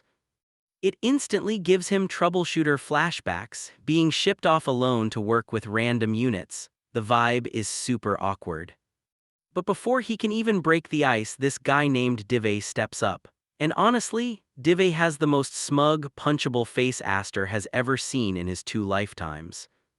Dive tries to pull a fast one. He offers to buy the bracelets of anyone Aster eliminates for 30 gold apiece. He thinks he's dealing with a desperate gutter rat who will jump at the chance. 30 gold is a month's income for a commoner, so it sounds like a massive W, but Aster actually stops to do the math. And let me tell you, these rich kids are absolutely cooked at arithmetic. Aster points out that Dive forgot to include their own lives in the equation. At 40 apiece for the 3 of them, that's 120 gold. Dive's friends are absolutely fuming. They're calling him a pathetic street rat and screaming about how a distant ancestor of Dive was a baron. Yeah, great pedigree, bro. Dive shuts them down. He's got a bigger play with some lady and needs Aster to be his attack dog. He agrees to pay the 120 gold but threatens to make Aster's life miserable. Aster just smirks and adjusts the price. For someone of your status, let's double it, 160 should do. Dive actually agrees. Bro just extorted a noble on day 1, peak. The rules are set. If your shield takes a hit from magic or mana, the bracelet breaks and you get teleported out. No injuries, just instant elimination. The exam begins, the camera feeds light up. Dahlia and Demian are somehow at the same starting point, but then, plot twist. The feed for position 3 goes completely black. The TAs are panicking, swearing they ran all the tests, but the head professor steps in, completely unamused. She asks which position is down. The TA stammers number 3, and the professor just drops the hammer. Gentlemen, that's 320 gold as a penalty for pissing me off. Wait a minute, the camera didn't just glitch. Something at position 3 is so chaotic that it broke the surveillance magic. What exactly is Aster doing in there? This is pure chaos. Bro is literally explaining the rules of the exam shield to himself. If your body gets hit by magic or mana, the shield breaks, the bracelet stays, and you get teleported out. No injuries, just instant elimination. Let's begin. Aster can literally feel the stairs burning into the back of his head. The clock is ticking and it's time to get started. Dive and his lackeys are still acting super smug, still confident. Let's see how long that lasts. Yeah, bro, you're about to find out. Aster is already calculating the physics. If a strike connects, I get teleported, but if I dodge and recall the mana at the last second before it hits, it won't eliminate him. Bro is playing 4D chess while they're playing checkers. And then Aster just drops the ultimate flex. Nice, you must be quite wealthy, my lord. You recruited these people already. That'll be an additional 320 gold for the crime of pissing me off. No shot, he's literally extorting them mid-exam. Dive is absolutely fuming. You son of a, how dare someone like you, but Aster just hits him with a deadpan. Yeah, sure, classic. Bro couldn't care less about his rich boy tantrum. Aster is just tallying up his scores. That was 100 blows, that's 10 gold. Since Demian isn't here to cause chaos, Aster is fully embracing his inner victim card. I'm the victim after all. Massive W for his bank account. He's collected 6 bracelets now, but he still needs recommendations from at least 3 professors to get Parun's reward. He needs Parun to get personally involved. So what does he do? Should I bring the whole chamber of trials down? I would just need to break the 4 support pillars. Wait a minute. D*, that's a bad idea. I'd turn the entire eastern continent against me. Yeah, no kidding. Bro almost committed domestic terrorism for a library card. He decides to just keep moving on his feet. Meanwhile, somewhere else in the arena, absolute chaos is breaking out. Hey, isn't that cheating? What the hell, since when was that allowed? People are screaming because Demian is literally controlling golems with vine seeds. Mana's useless, the vines counter everything. Bro didn't just break the meta, he completely shattered it. Demian is just chilling, telling everyone, listen up guys, all I want is to pass this exam, so please stop your attacks. He's not even trying to be evil, he's just being Demian, the walking disaster. But of course, some noble brat can't handle losing to a commoner. Know your place, commoner, hand over your bracelet. Yeah, great idea picking a fight in a locked arena. Some other students are already backstabbing each other. How do I know you won't stab me in the back? Don't you remember? You literally betrayed someone else just now. Bro is completely cooked. He's burning through his mana while his friend watches. As long as I pass the test, I'll be fine. Spoiler alert, he's not. What's wrong with my bracelet? Hit by a mana attack without realizing. I guess this is over for me. But wait, shrink. Why isn't it? The bracelet isn't breaking. The teleportation isn't working. Plot twist. Cut to the control room and the vibe just shifted from annoying exam to actual horror movie. A mysterious voice hijacks the broadcast. Greetings, faculty of the academy. That voice, it's not from academy staff. The voice just drops pure menace. I'm sure you don't know who we are. This is simply punishment for angering a great being. The staff is just sitting there like, what? That's annoying. Bro, you don't understand, it's so over. And then the hammer drops. Right here, right now, all students will die. The control system is unresponsive. There is no way back. All the magic eyes are also down. Perish in despair. No shot. The system is completely locked.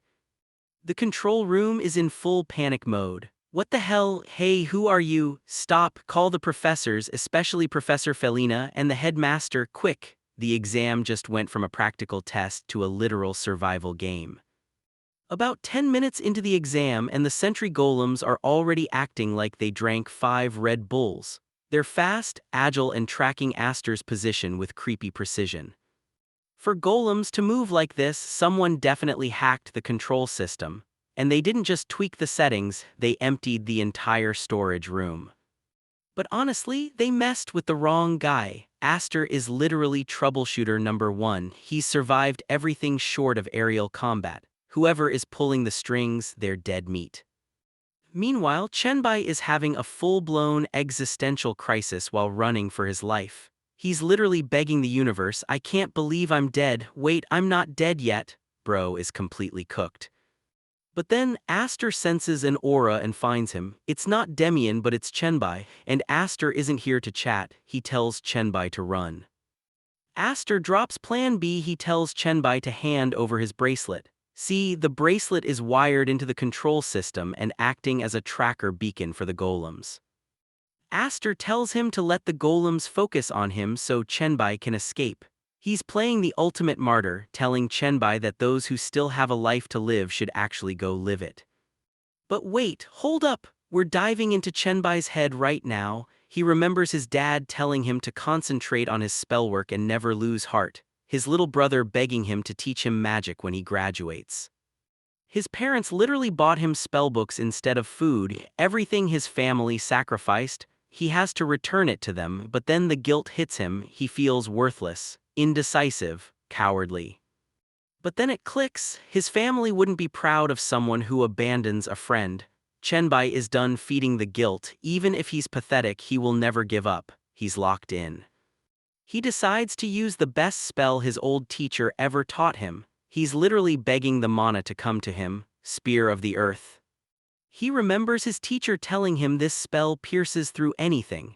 But Aster is watching this and his jaw is practically on the floor. This magic didn't just reshape the rock, it altered the very material nature of the Hall of Trials. Changing both form and substance at the same time is insanely difficult. This spell is way beyond what Chenbai should be able to handle. Chenbai basically tells Aster to stop acting like a martyr. He scolds him, saying he won't die from this spell. Bro just clapped back at the ultimate martyr. Massive W for Chenbai. The spell hits the golems and they're glitching out. Aster realizes he can't take Chenbai with him, so he hands him an amazing potion and gives him exact directions to the other students. Take the right path at every fork. Chenbai asks what Aster is going to do, and Aster, he's sensing something completely off about the mana flow toward the control room. It feels familiar, but it's not how Deculen usually operates. Wait a minute, Aster is feeling a familiar, absolutely disgusting aura. It's not exactly Deculen, but it's equally as bad. No shot, this is the demon realm. The evil mana is something you literally can't forget even if you try, and on top of that, magical beasts. Bro is low-key disgusted. To think someone actually brought back the cursed beings that once terrorized the entire continent. Whoever did this has a real talent for choosing the absolute worst possible thing to do, that filthy sewer rat. Meanwhile, in the control room of the Chamber of Trials, the villains are throwing a literal party. Finally, it's a success. They spawned magical beasts and fully constructed a demon realm. All thanks to some ancient artifact that let them infiltrate without spilling blood and hijack the entire control center with evil mana corrosion. We didn't just hijack it, we birthed an entire demon realm. This is art. Yeah, okay, edgelord classic. But then the boss steps in and he is not amused. Success, did you say? Don't tell me you gambled on uncertainty. The edgelord tries to defend himself, saying generating evil mana fulfills the contract terms and the professor is finished anyway. The boss doesn't care how it's done, he just needs Zenian Academy to be completely disgraced for shielding that professor. Then the edgelord gets a little too familiar, calling the boss the Great Hound of House Bimmer. Big mistake. Keep my house's name out of your mouth unless you want to die. Ouch. At the end of the day, House Bimmer is just Deculen's vassal house and the boss is only tolerating him until the contract ends and they get a proper lab. But honestly, the boss is just as twisted. We finally created the demon realm that our order has dreamed of. What a joy that makes my skin crawl. Meet Salvadium, folks. This dude is a menace. Salvadium asks Friesen how long until the core is fully locked down, but then a wrench is thrown into the gears. A student is approaching. What, a student? Salvadium starts cackling. Wow, haha, our first test subject has arrived. Friesen is confused. Test subject? Salvadium explains that when humans are exposed to that level of evil mana, they usually snap or die instantly from contamination. But ancient records say mana or ether bearers respond differently. There were cases of human beastification where the evil mana turns them into rabid creatures with nothing but madness. So, what will you do? Back in the arena, the villains are watching the feed. There are golems behind you and magical beasts ahead. You have nowhere to run. You might as well push ahead, of course, that would be the most fun for me. But wait, hold up, the student on the screen stops. Wait for me, Friesen. The control room goes dead silent. Have you seen that boy before? No, who the hell is that? How does that boy know my name? Plot twist, it's not Aster, it's Demian, and he's not alone. Long time no see, Friesen, finally we meet. Demian is just casually chilling, saying, great, I've been keeping my friends safe here. Look, this is Cerberus numbers 1, 2, and 3. The villains are losing their minds. Wow, cool, wow, so he used the golems like this? Bro just tamed the enemy's pets. Massive W. Demian turns to the other students. Hey, how did you get here alone? It's the bracelets, you have to ditch your bracelets. The golems track the bracelets to target you. But the other students are completely clueless. Ha, that's funny, this is an exam, why should we believe you and throw away our bracelets? I see your plan, you're trying to take everyone's bracelets here, aren't you? Bro is trying to save their lives and they think he's running a scam. Yeah, great idea guys, trust the guy who just tamed Cerberus. The other students are completely losing it, accusing Demian of running a scam to steal their bracelets. "You got played by that slum rat," they scream. Classic, they really think Demian is out here running a pyramid scheme in a death match. But Demian just hits them with the ultimate loyalty check. He remembers the first time he met Aster. When Demian asked what Aster could offer, Aster didn't hesitate. He said, "I can be your friend." "I trust my friend," Demian says, and literally tosses his bracelet into the dirt. "I don't need crap like this." Bro just adopted Aster's vocabulary and it is terrifyingly effective. He grabs Chenbai and tells him to follow. Massive W for friendship. But then Demian turns his attention to Friesen. The vibe instantly shifts from wholesome friendship to absolute nightmare. Demian stares him down and drops a line that makes zero sense to everyone else. "Long time no see, Friesen, finally we meet. I once chased you all the way to the demon realm to kill you." Friesen is completely confused. "What are you talking about? I've never met you before." No shot. Demian is talking about a past life or some hidden lore we don't know about yet, but the villains are already sweating. Meanwhile, Aster is watching this unfold and realizing who this guy protecting Friesen actually is. It's a hunting dog from House Bimmer. House Bimmer is a vassal family under Deculen, specializing in wind magic that's as fast and piercing as arrows.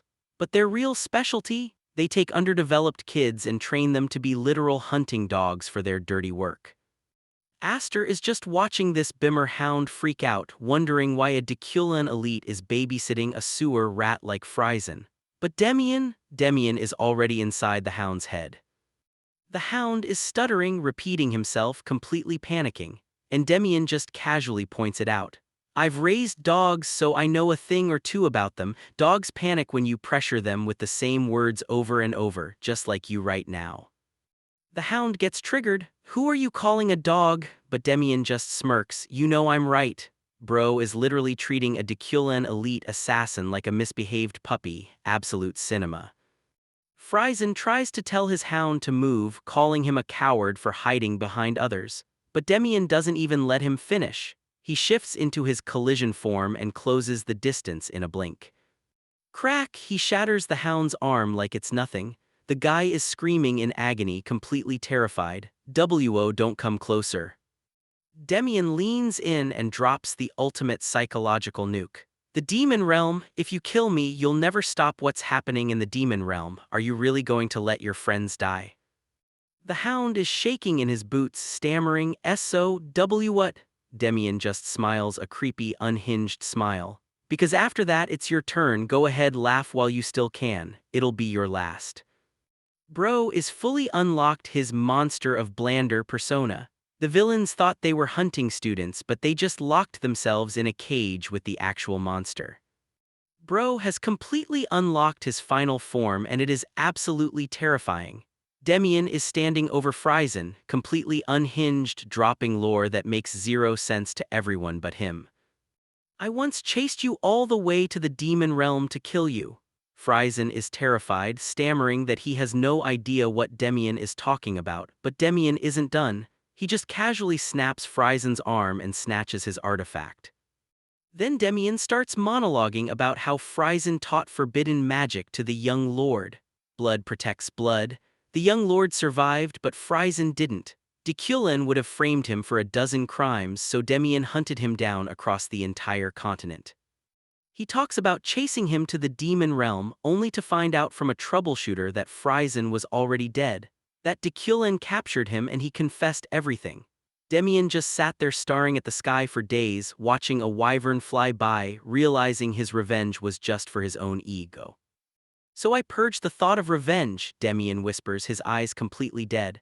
"But here you are right in front of me." He studied Friesen's notes, the demon realm, the forbidden magic, and now he's going to reenact the pain of his friends one by one. Friesen is absolutely shaking. The monster of Blander isn't just a title, he's a literal menace.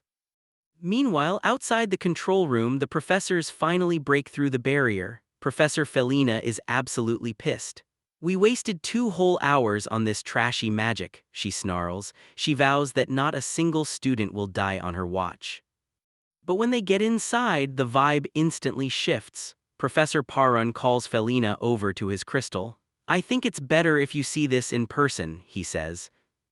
Felina looks at the intruders and honestly, she looks like she's about to lose her lunch. I've seen countless atrocities, but this is still hard to stomach, Parun deadpans. Hey, if you're going to puke, you can do it outside, classic Parun.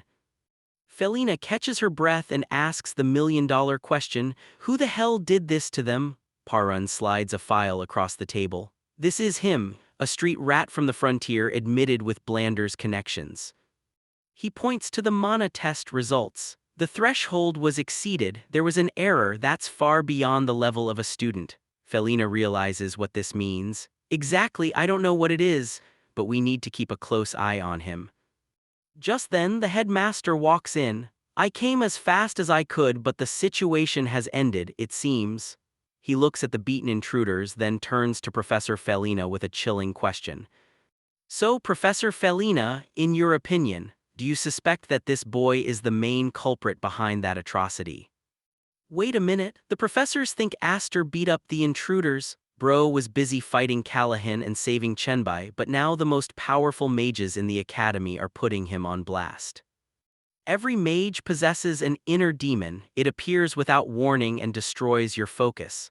And honestly, most of the time it doesn't end well. In his past life, Aster didn't have this kind of inner demon.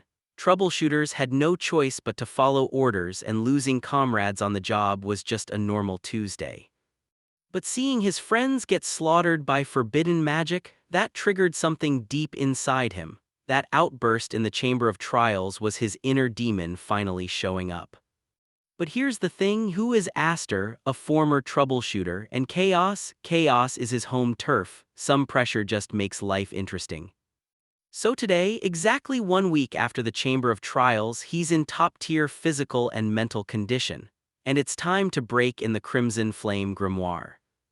In his previous life, he only mastered standard, no-property spellbook magic. This is his first time learning actual elemental magic. He's been reading the first stage, Entering Fire, dozens of times.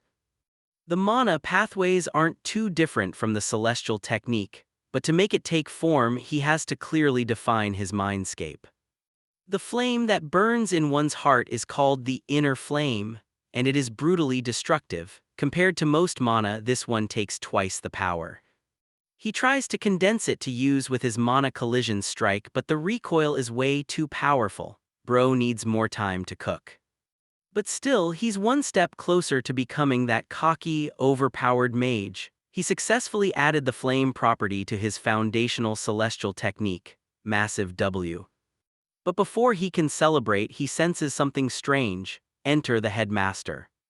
Wait a minute, the stuttering guy from the entrance ceremony? No shot. He's looking at Aster with a completely different vibe, complimenting his sharp senses and how easily he handles difficult fire mana. Aster is just sitting there totally confused. Why is everyone so desperate to fight me? Classic, bro attracts trouble like a magnet. Aster tries to play it cool. Greetings, sir, but the headmaster just tells him to keep his voice down. Then, plot twist, the headmaster created a sound barrier that completely seals them off from the surroundings. The old man is a quick thinker. He says Professor Felina told him a few things and she thinks Aster is hiding something. He's here to ask exactly what that is. Aster realizes this isn't the goofy, stuttering headmaster from the ceremony. This guy is a literal monster. Aster is currently pinned down by a massive mana bind, but bro doesn't panic. He starts reading the mana flow, matching his own mana to that exact frequency. When the flows align, the recoil vanishes. He slips his hand in and uses the interference method to snap the bind. Peek. The headmaster asks if he's there because of what happened at the Chamber of Trials. Aster just casually brushes his hands and admits, "You're right, it was me that dealt with those rats." No cap, just straight facts. The headmaster laughs. Meanwhile, Aster is internally regretting not eating a wyvern like he did back in his past life. Wait, what? Bro's internal monologue is absolutely wild. The headmaster says he quite likes the look in Aster's eyes, and then the atmosphere completely shifts. There's a harsh energy emanating from him now. This is who he really is without playing into the headmaster title. He's a war mage. The headmaster decides to ask his questions and Aster can answer however he wants. But then he drops the most random question ever. Do you know of the wyvern that ended up as a meal? Aster is completely thrown off. The headmaster warns him that as his senior, if he says something strange, he's going to pay for it. Aster tries to remind him of the student-teacher dynamic. I'm a student and you're the headmaster. But the headmaster hits him with the ultimate reality check. On the battlefield, there are no teachers, only rank matters, he claims Aster as his junior. Aster just plays along. Yes, senior, bro knows when to fold him and when to hold him. The headmaster notes that Aster has the eyes of a war mage, but he also realizes something crucial.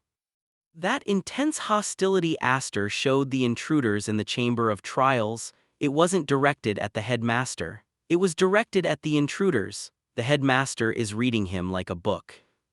The headmaster is grilling Aster about the intruders, asking what they did to deserve being left in that state. Aster plays it cool, claiming he'll make them pay and that even His Majesty will approve, maybe even gathering his old war mage colleagues for backup. Internally, Aster knows these veterans won't be pushovers at all, but then he casually drops the name Deculen. The headmaster instantly shifts gears. He's on to me, that old man. He pivots hard, claiming it was actually the Bimmer family, classic deflection. The headmaster acts surprised. Bimmer, both Bimmer and Deculen. Aster clarifies it was one from Bimmer and Friesen, the Magitech engineer. When the headmaster demands evidence, Aster hits him with pure sass. Are you asking me to spoon-feed you every piece of information? The headmaster is actually foaming at the mouth, but honestly, not because of Aster's answers. Aster knows he can't reveal his reincarnation or the grimoire. He just watches the headmaster get increasingly agitated, realizing the old man is livid for entirely different reasons. The headmaster tries to intimidate him. Kid, have you heard about the mage that became goblin prey? I wonder why I keep sensing ulterior motives from you. Your eyes are like a goblin's. Aster's internal monologue. Okay, that old fart. Bro is absolutely not intimidated. Suddenly the headmaster pivots again. So you want to build a tower, a library. It's quite a worthwhile plan. If you leave the top floor empty, I will provide books to fill an entire shelf. Wait, what? Then he drops the catch. In the end, the world runs on blood connections and school networks. I will also grant you entry to the Lapither library if you do me a favor. Aster's reaction, not again. The headmaster gets weirdly intense. Kid, think first before you take a look at the world around you. You can see anything clearly with even just one eye. I can't wait to hear what your request is. Aster is low-key terrified this guy might actually pluck his eye out. I'll save it for later, let's move on for now. Aster analyzes the situation. The artifact creates a demon realm with spatial isolation. If the academy professors couldn't break through it, it's the perfect defense mechanism for his future tower. The only problem, he doesn't know how to use it yet. The headmaster offers a deal. I would advise you to talk to Professor Felina. I'll talk to her as well. You can trust her. I'll stop digging into who you are, but it's going to be an uphill battle to convince Felina to trust you, even for me. Here is the plan. Cut to the next day. Chenbai and Demian are looking totally different, probably trying to blend in. Chenbai is hyped. Long time no see, why do you two look so different? Aster and Demian just scratch their heads. Aster smoothly pivots. Good morning, Chenbai, let's spar later, what do you say? Chenbai is instantly down. Demian is glowing with gratitude. Thanks for what you did in the Chamber of Trials. Aster tries to deflect, but Demian insists. Everyone's thanking me because of what you told me about the bracelets. I even got elixirs as gifts. Their parents helped my family too. Aster gets serious. I didn't make you do anything. You put yourself in danger to convince them. It was entirely your decision. Demian just goes, oh okay, massive character growth. Aster asks what happened with Demian. Chenbai explains he controlled the golems with plant magic. Cerberus, was it? He controlled a golem? Aster is genuinely impressed. I don't think he had even chosen his element yet. We've got a lot to catch up on. But before they can sit down, Professor Felina steps in. Aster, can I have a word? Aster knows exactly why she's here. It's definitely not a wellness check.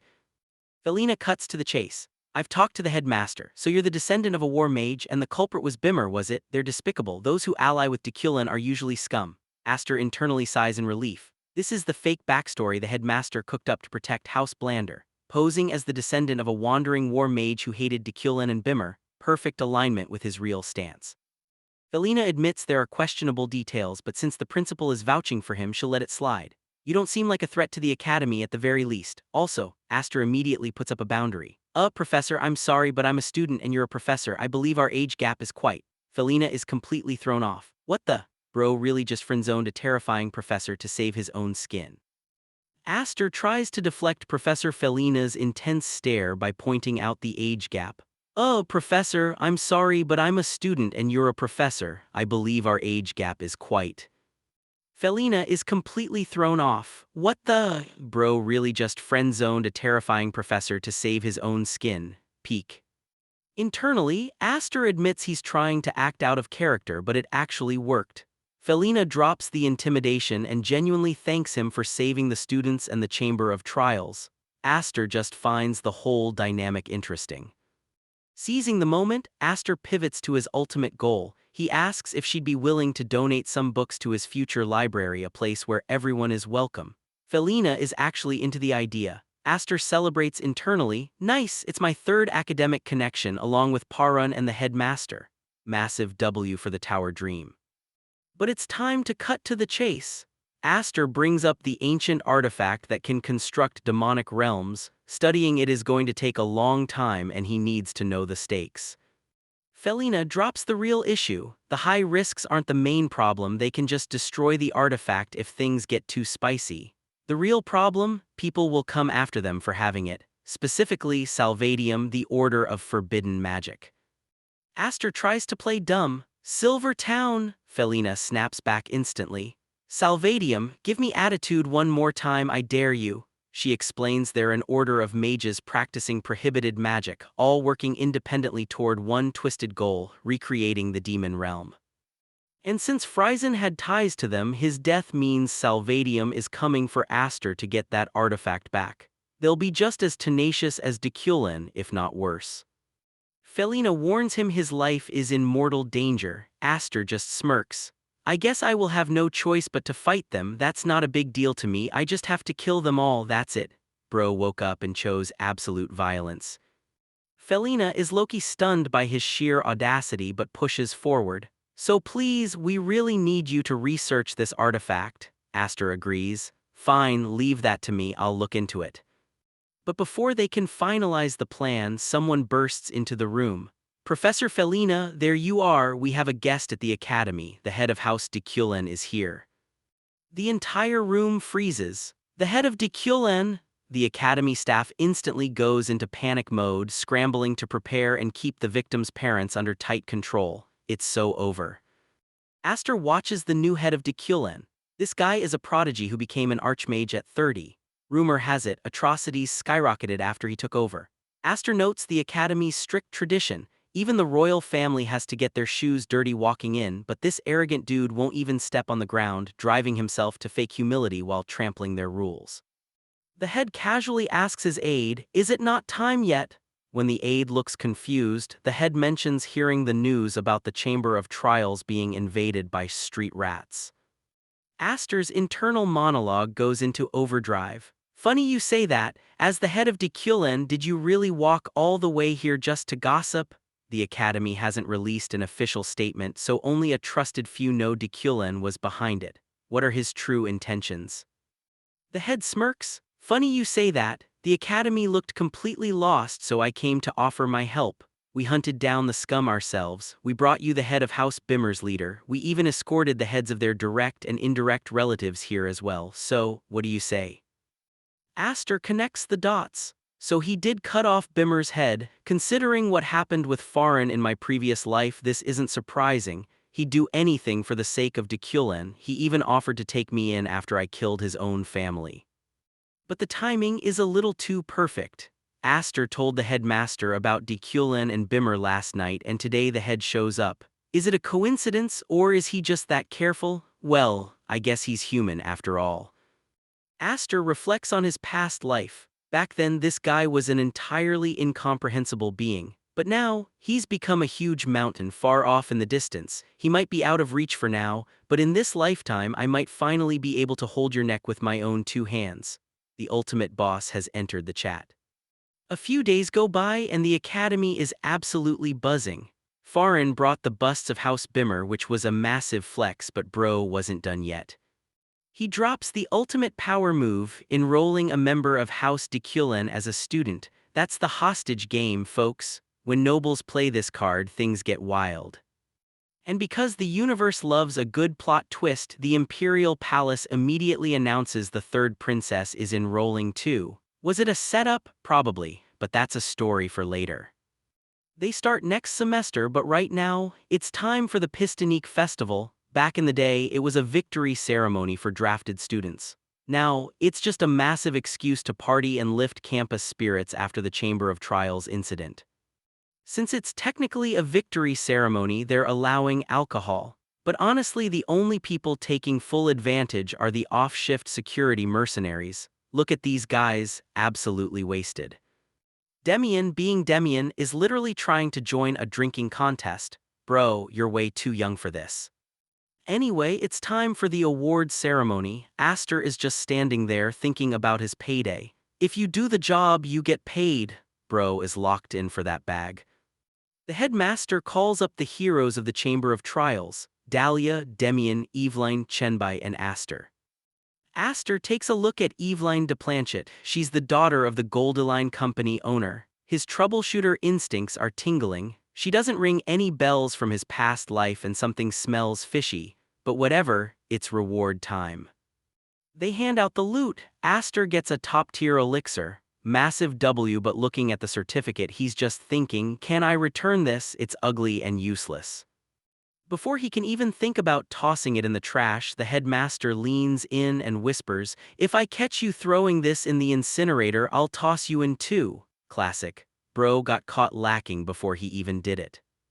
After the ceremony, the squad is just vibing, enjoying the festival. Aster is watching everyone flex their money and daydreaming about his future. Someday, I'll splurge like this when I build my tower. He's picturing the ultimate flex, the great sage Aster riding a white wyvern for the sage ascension ceremony. Absolute cinema.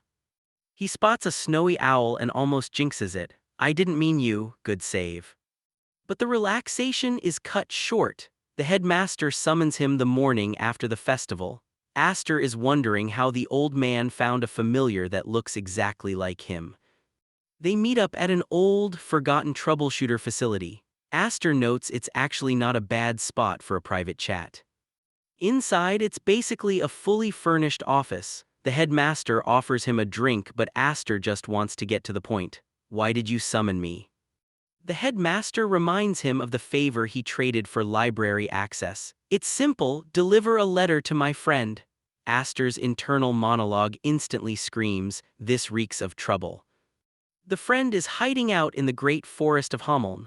Aster is doing the math. It's a massive, monster-filled forest with ancient magical resources, and the old man wants him to find one specific guy. The headmaster brushes it off, saying there are base camps everywhere. Aster tries to decline, but then the headmaster drops the ultimate bribe. Here's a little something for my junior. Aster looks at the stash, 2 top-tier elixirs, 5 high-grade and 10 mid-grade. Bro's eyes practically turn into dollar signs.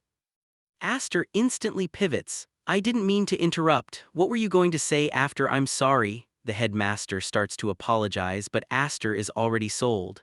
If needed, I can even drop out of the academy for this. With that reward, Bro would literally burn the diploma. Bro is literally counting his loot, and honestly, the bag is heavy.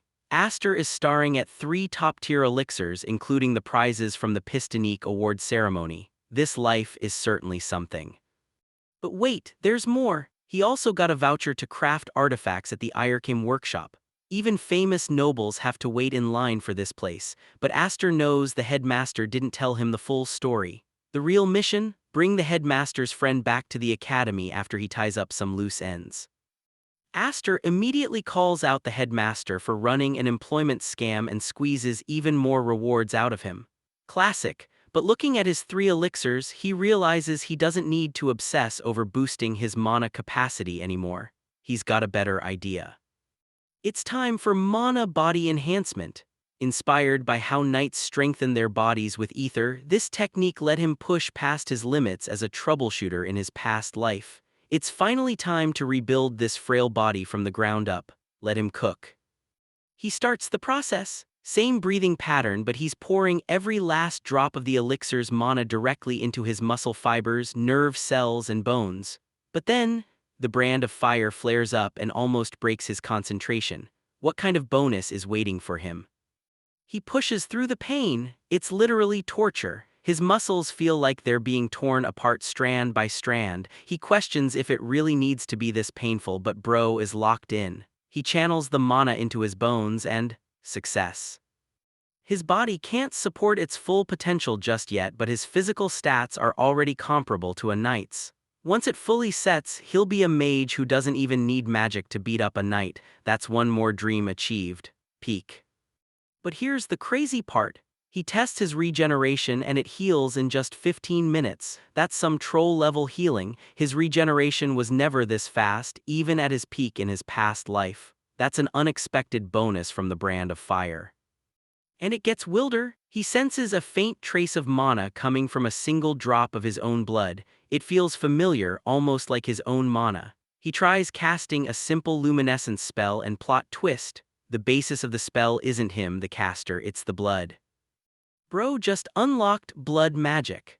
If he increases his blood volume and casts his mana collision strike, it's going to be an absolute showstopper. He decides to ask Lady Lancey about combining this with Blander's proliferation technique later, but before he can celebrate, a messenger from House Blander shows up. Demian is hyped, telling the guy they're fine and to just leave.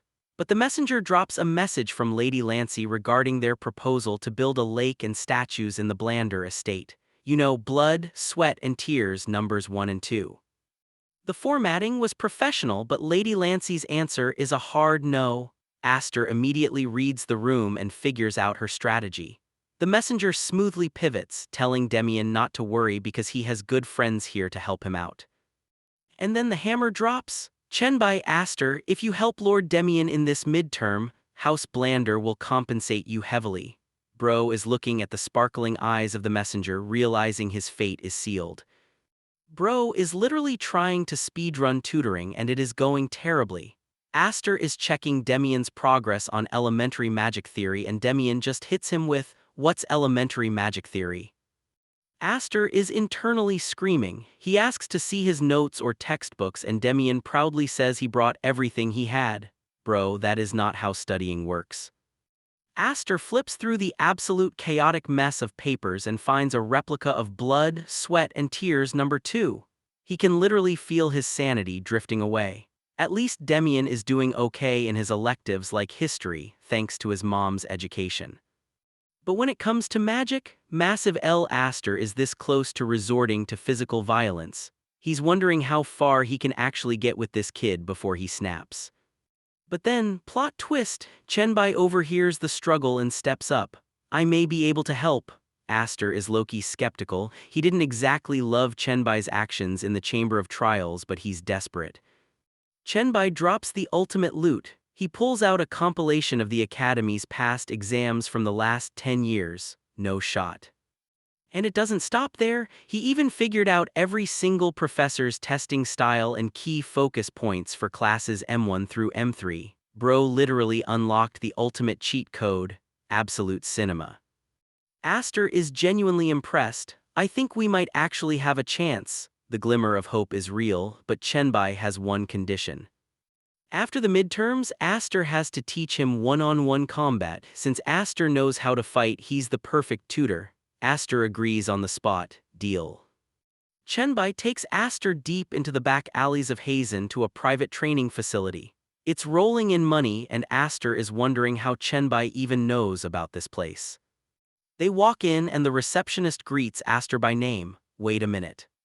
It's Dahlia de Dine, she's running this place." Aster is immediately on guard, but Dahlia tries to brush off his combat skills, saying he's not exactly someone to learn from. But Demian vouches for him, so Dahlia sighs and agrees to the deal, but here's the catch. She adds a new condition. She wants to borrow Chenbai to tutor Demian. Aster points out she already paid him with the exam archive, but Dahlia says he still hasn't made amends for falsely accusing Chenbai in the Chamber of Trials. Chenbai tries to pull the ultimate card. I'm a proud family member of the great Dine family with free will and agency. I refuse. Yeah, great idea picking a fight with the girl who runs the gym. Dahlia doesn't even flinch. She just smiles and says she needs a sparring dummy and wants to see if Chenbai has tougher skin than Hickster. Bro got humbled in seconds. Classic. Meanwhile, Aster is left alone with his next client. Enter Eveline de Planchet, the daughter of the Goldeline company owner, and she is not happy. She's complaining about skyrocketing customer complaints because some idiot failed to get a single bracelet from the Chamber of Trials. Aster is just sitting there, taking the heat for the whole exam disaster. Then she smoothly pivots. She mentions the midterm exams are being finalized next week and asks if Aster is suggesting she should steal the exam papers. Aster immediately denies it. But Evelyn just smiles and slides a card across the table. I hear someone there specializes in this line of work. Bro is literally setting aside a massive grudge just to get ahead. Aster is tutoring Dahlia in one-on-one combat, reflecting on how in his past life she would have punched him in the face for even suggesting he teach her anything. He asks her what matters most in a fight. Dahlia admits she just wants to copy the moves he used against Hickster. Aster shuts that down immediately. You don't copy someone else's style, you build one that works best for you. Then he drops a pop quiz. Imagine an 8th rank and a 9th rank mage face off. Who wins? Dahlia confidently says the 9th rank. Aster hits her with the ultimate reality check. Wrong, whoever cracks the other guy's first wins. Swing first, you win, peak logic. And he's not just talking. Aster is absolutely folding her in sparring, knocking the guts out of her so she improves fast. While he's at it, he's low-key wondering how Demian is holding up on his own. Meanwhile, Aster is walking through the city, pondering Eveline's shady request to smuggle exam papers for 310 gold. He'd love to quit right here and now, but Goldeline has more than enough power to force his hand. But honestly, this might be the perfect opportunity. Pulling this off means he can build those crucial connections to noble families he desperately needs. He's not letting anyone get in his way this time around. He arrives at a totally normal-looking tea house. He walks up to the counter and drops the ultimate black market code. I'd like 1 dragonhorn tea, hot but frozen. The worker plays along perfectly. Certainly, I'll be just 1 minute. Aster is low-key relieved. Reciting that code in a regular coffee shop would have been a gigantic L. A woman steps up, smiling. She points out that people expect black markets to be dark, hidden, and edgy. As you can see, who would ever think a tea house like this is a black market? Classic misdirection. She asks how someone so young ended up here. Aster plays the innocent buyer, asking for first-year elementary course exam sheets for the academy. She says they have a cellar and a meeting scheduled for next weekend, and casually invites him to tag along. Aster's internal alarm bells are ringing, but he plays it cool. Of course I'd like to join you. He knows backing out now is a massive L and he needs to see this through. She gives him the location verbally, telling him not to write it down anywhere. Aster's internal monologue, what a load of bull. A seller magically appearing at the exact same time as a buyer, zero discussion about pricing, this reeks of a trap. He decides he needs to scout the place with his own eyes first, and luckily he's got the perfect Deculen disguise for the job. Let's see, which spoiled brat should I rob first? Bro woke up and chose absolute violence. Meanwhile, some random seller is just chilling, getting bored and planning to ditch Hazen ASAP. He knows staying here after selling academy exam papers is a death wish. But then, the door opens, enter a Crimson Jade soldier. The worker is instantly sweating bullets. What the hell, a Crimson Jade soldier? Aster, in full disguise, drops the act immediately. Drop the dragonhorn tea crap, I'm looking for an item, a subspace pouch. Aster's brain is doing gymnastics. Wait, a subspace pouch? Is he talking about Callahan's? It vanished when he died. Why would a Deculen mage be looking for it here? The worker tries to deny everything. Aster presses the advantage. Is that so? Then what were you discussing with the boy earlier? I have to say it looked quite suspicious. The worker is internally screaming, trying to figure out a lie. Aster notes this guy is definitely not your average Deculen grunt, he's sharp. The worker tries to claim it has nothing to do with Deculen. Aster isn't buying it for a second. I'll see that for myself, it would be wise for you to tell me the truth. Aster smoothly pivots to total intimidation. Of course, you can explain on the way to the storage room. Bro is literally running a one-man interrogation squad. Aster, still rocking his Deculen disguise, is squeezing the black market guy for info, and the guy instantly spills the details. Turns out the boy he was looking for was just a fall guy working for Evelyn. Yeah, the perfect student Evelyn Duplanchette. She's been running a massive underground black market to buy and sell academy grades. Aster is internally fuming. He's stuck playing babysitter and tutor while this girl is out here running a mafia-style grade smuggling ring. That pisses him off. Massive L for his free time. He tells the guy his house will check the rest of the stash and demands 2 subspace pouches to confiscate the suspicious items. The guy is literally shaking in his boots. How dare he? Yeah, bro, just take the L and hand over the bags. Meanwhile, Chenbai is having a full-blown existential crisis while tutoring Demian. Demian just solved a ridiculously complex magic problem without using the stabilization formula. Chenbai is losing his mind. How on earth do you keep the magic stable without it? Demian just hits him with the ultimate move. I told you you can just take it out. Bro, that's logically impossible, but Demian just pulls it off like it's nothing. Chenbai realizes Demian isn't just a genius, he's a genius who completely defies the laws of magic.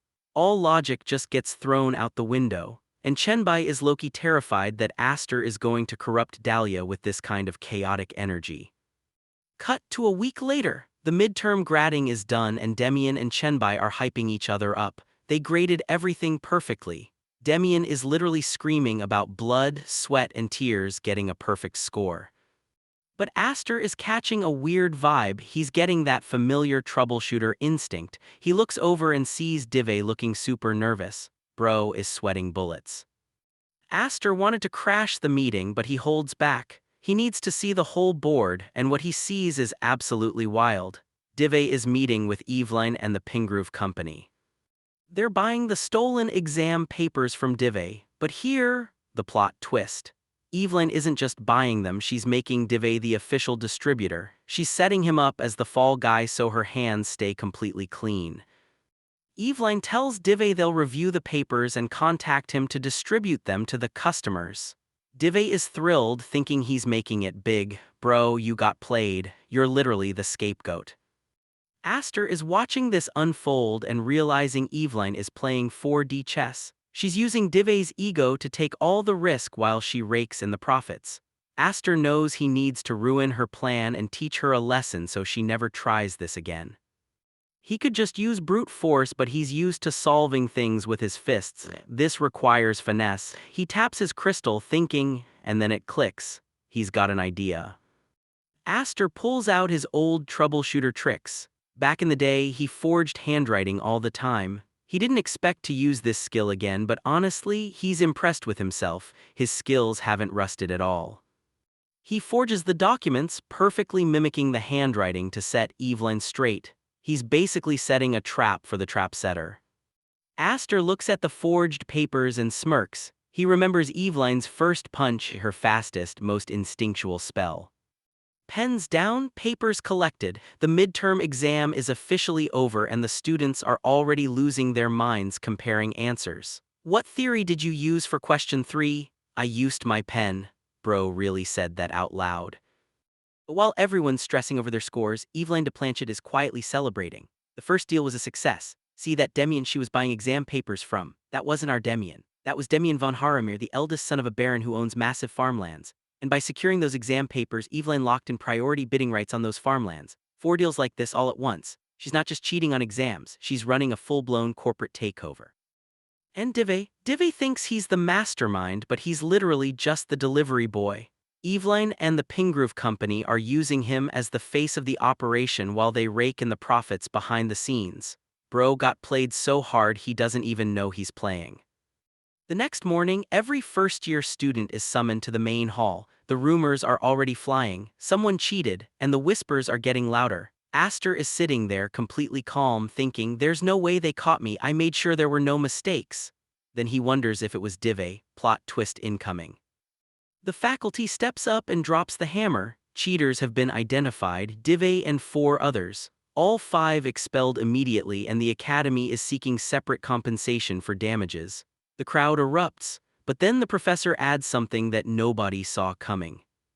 This incident was uncovered not by the academy's faculty but by a student.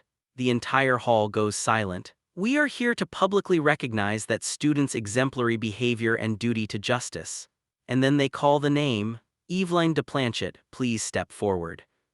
No shot, the crowd goes wild. That's our Eveline, incredible. But Eveline is standing there completely frozen, internally screaming, no, it wasn't me, I would never snitch on the cheaters. Because she is the cheater. She's the one who orchestrated the entire operation, and now she's being publicly awarded for destroying her own scheme. Absolute cinema.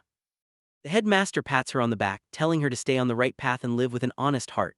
Eveline is practically malfunctioning on stage, and Aster is watching from the crowd with the most satisfied smirk on his face.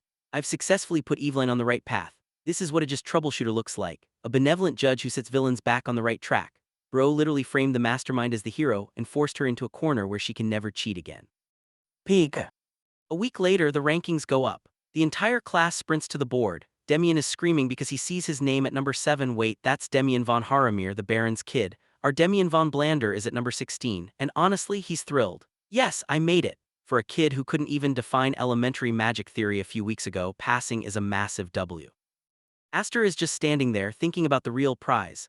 All this tutoring, all this suffering, all the forged documents and black market infiltration, it was all for one thing, the regeneration technique from House Blander. And now that Demian passed, the reward is his. Chenbai, meanwhile, is having a completely different revelation. I might have a talent for teaching, he says, genuinely considering becoming a teaching assistant after graduation. Aster shuts that down immediately. Shut it. He tells Chenbai that becoming a TA would be a waste of his talent. With his ability to teach someone as chaotic as Demian, Chenbai should aim way higher. Become a grand mage and teach people harshly the way you taught Demian. Chenbai's eyes light up. A grand mage, the bigger the dream the better. Aster's internal monologue. Chenbai should and can become a grand mage, then he can pay back the life he owes me properly. Bro is playing the long game. But the story doesn't end at the academy. Cut to the back alleys of Hazen, and Aster is meeting someone from his past. A guy named Velok sitting in the filthiest corner of the city, completely unbothered. You still like filthy places, Velok, you haven't changed at all. Velok smirks. No one can beat you in that area. These two clearly go way back. Aster cuts to the chase. He needs Velok's help. Ancient ruins have been discovered in the Great Hameln Forest, the same forest the headmaster sent him to for that letter delivery mission.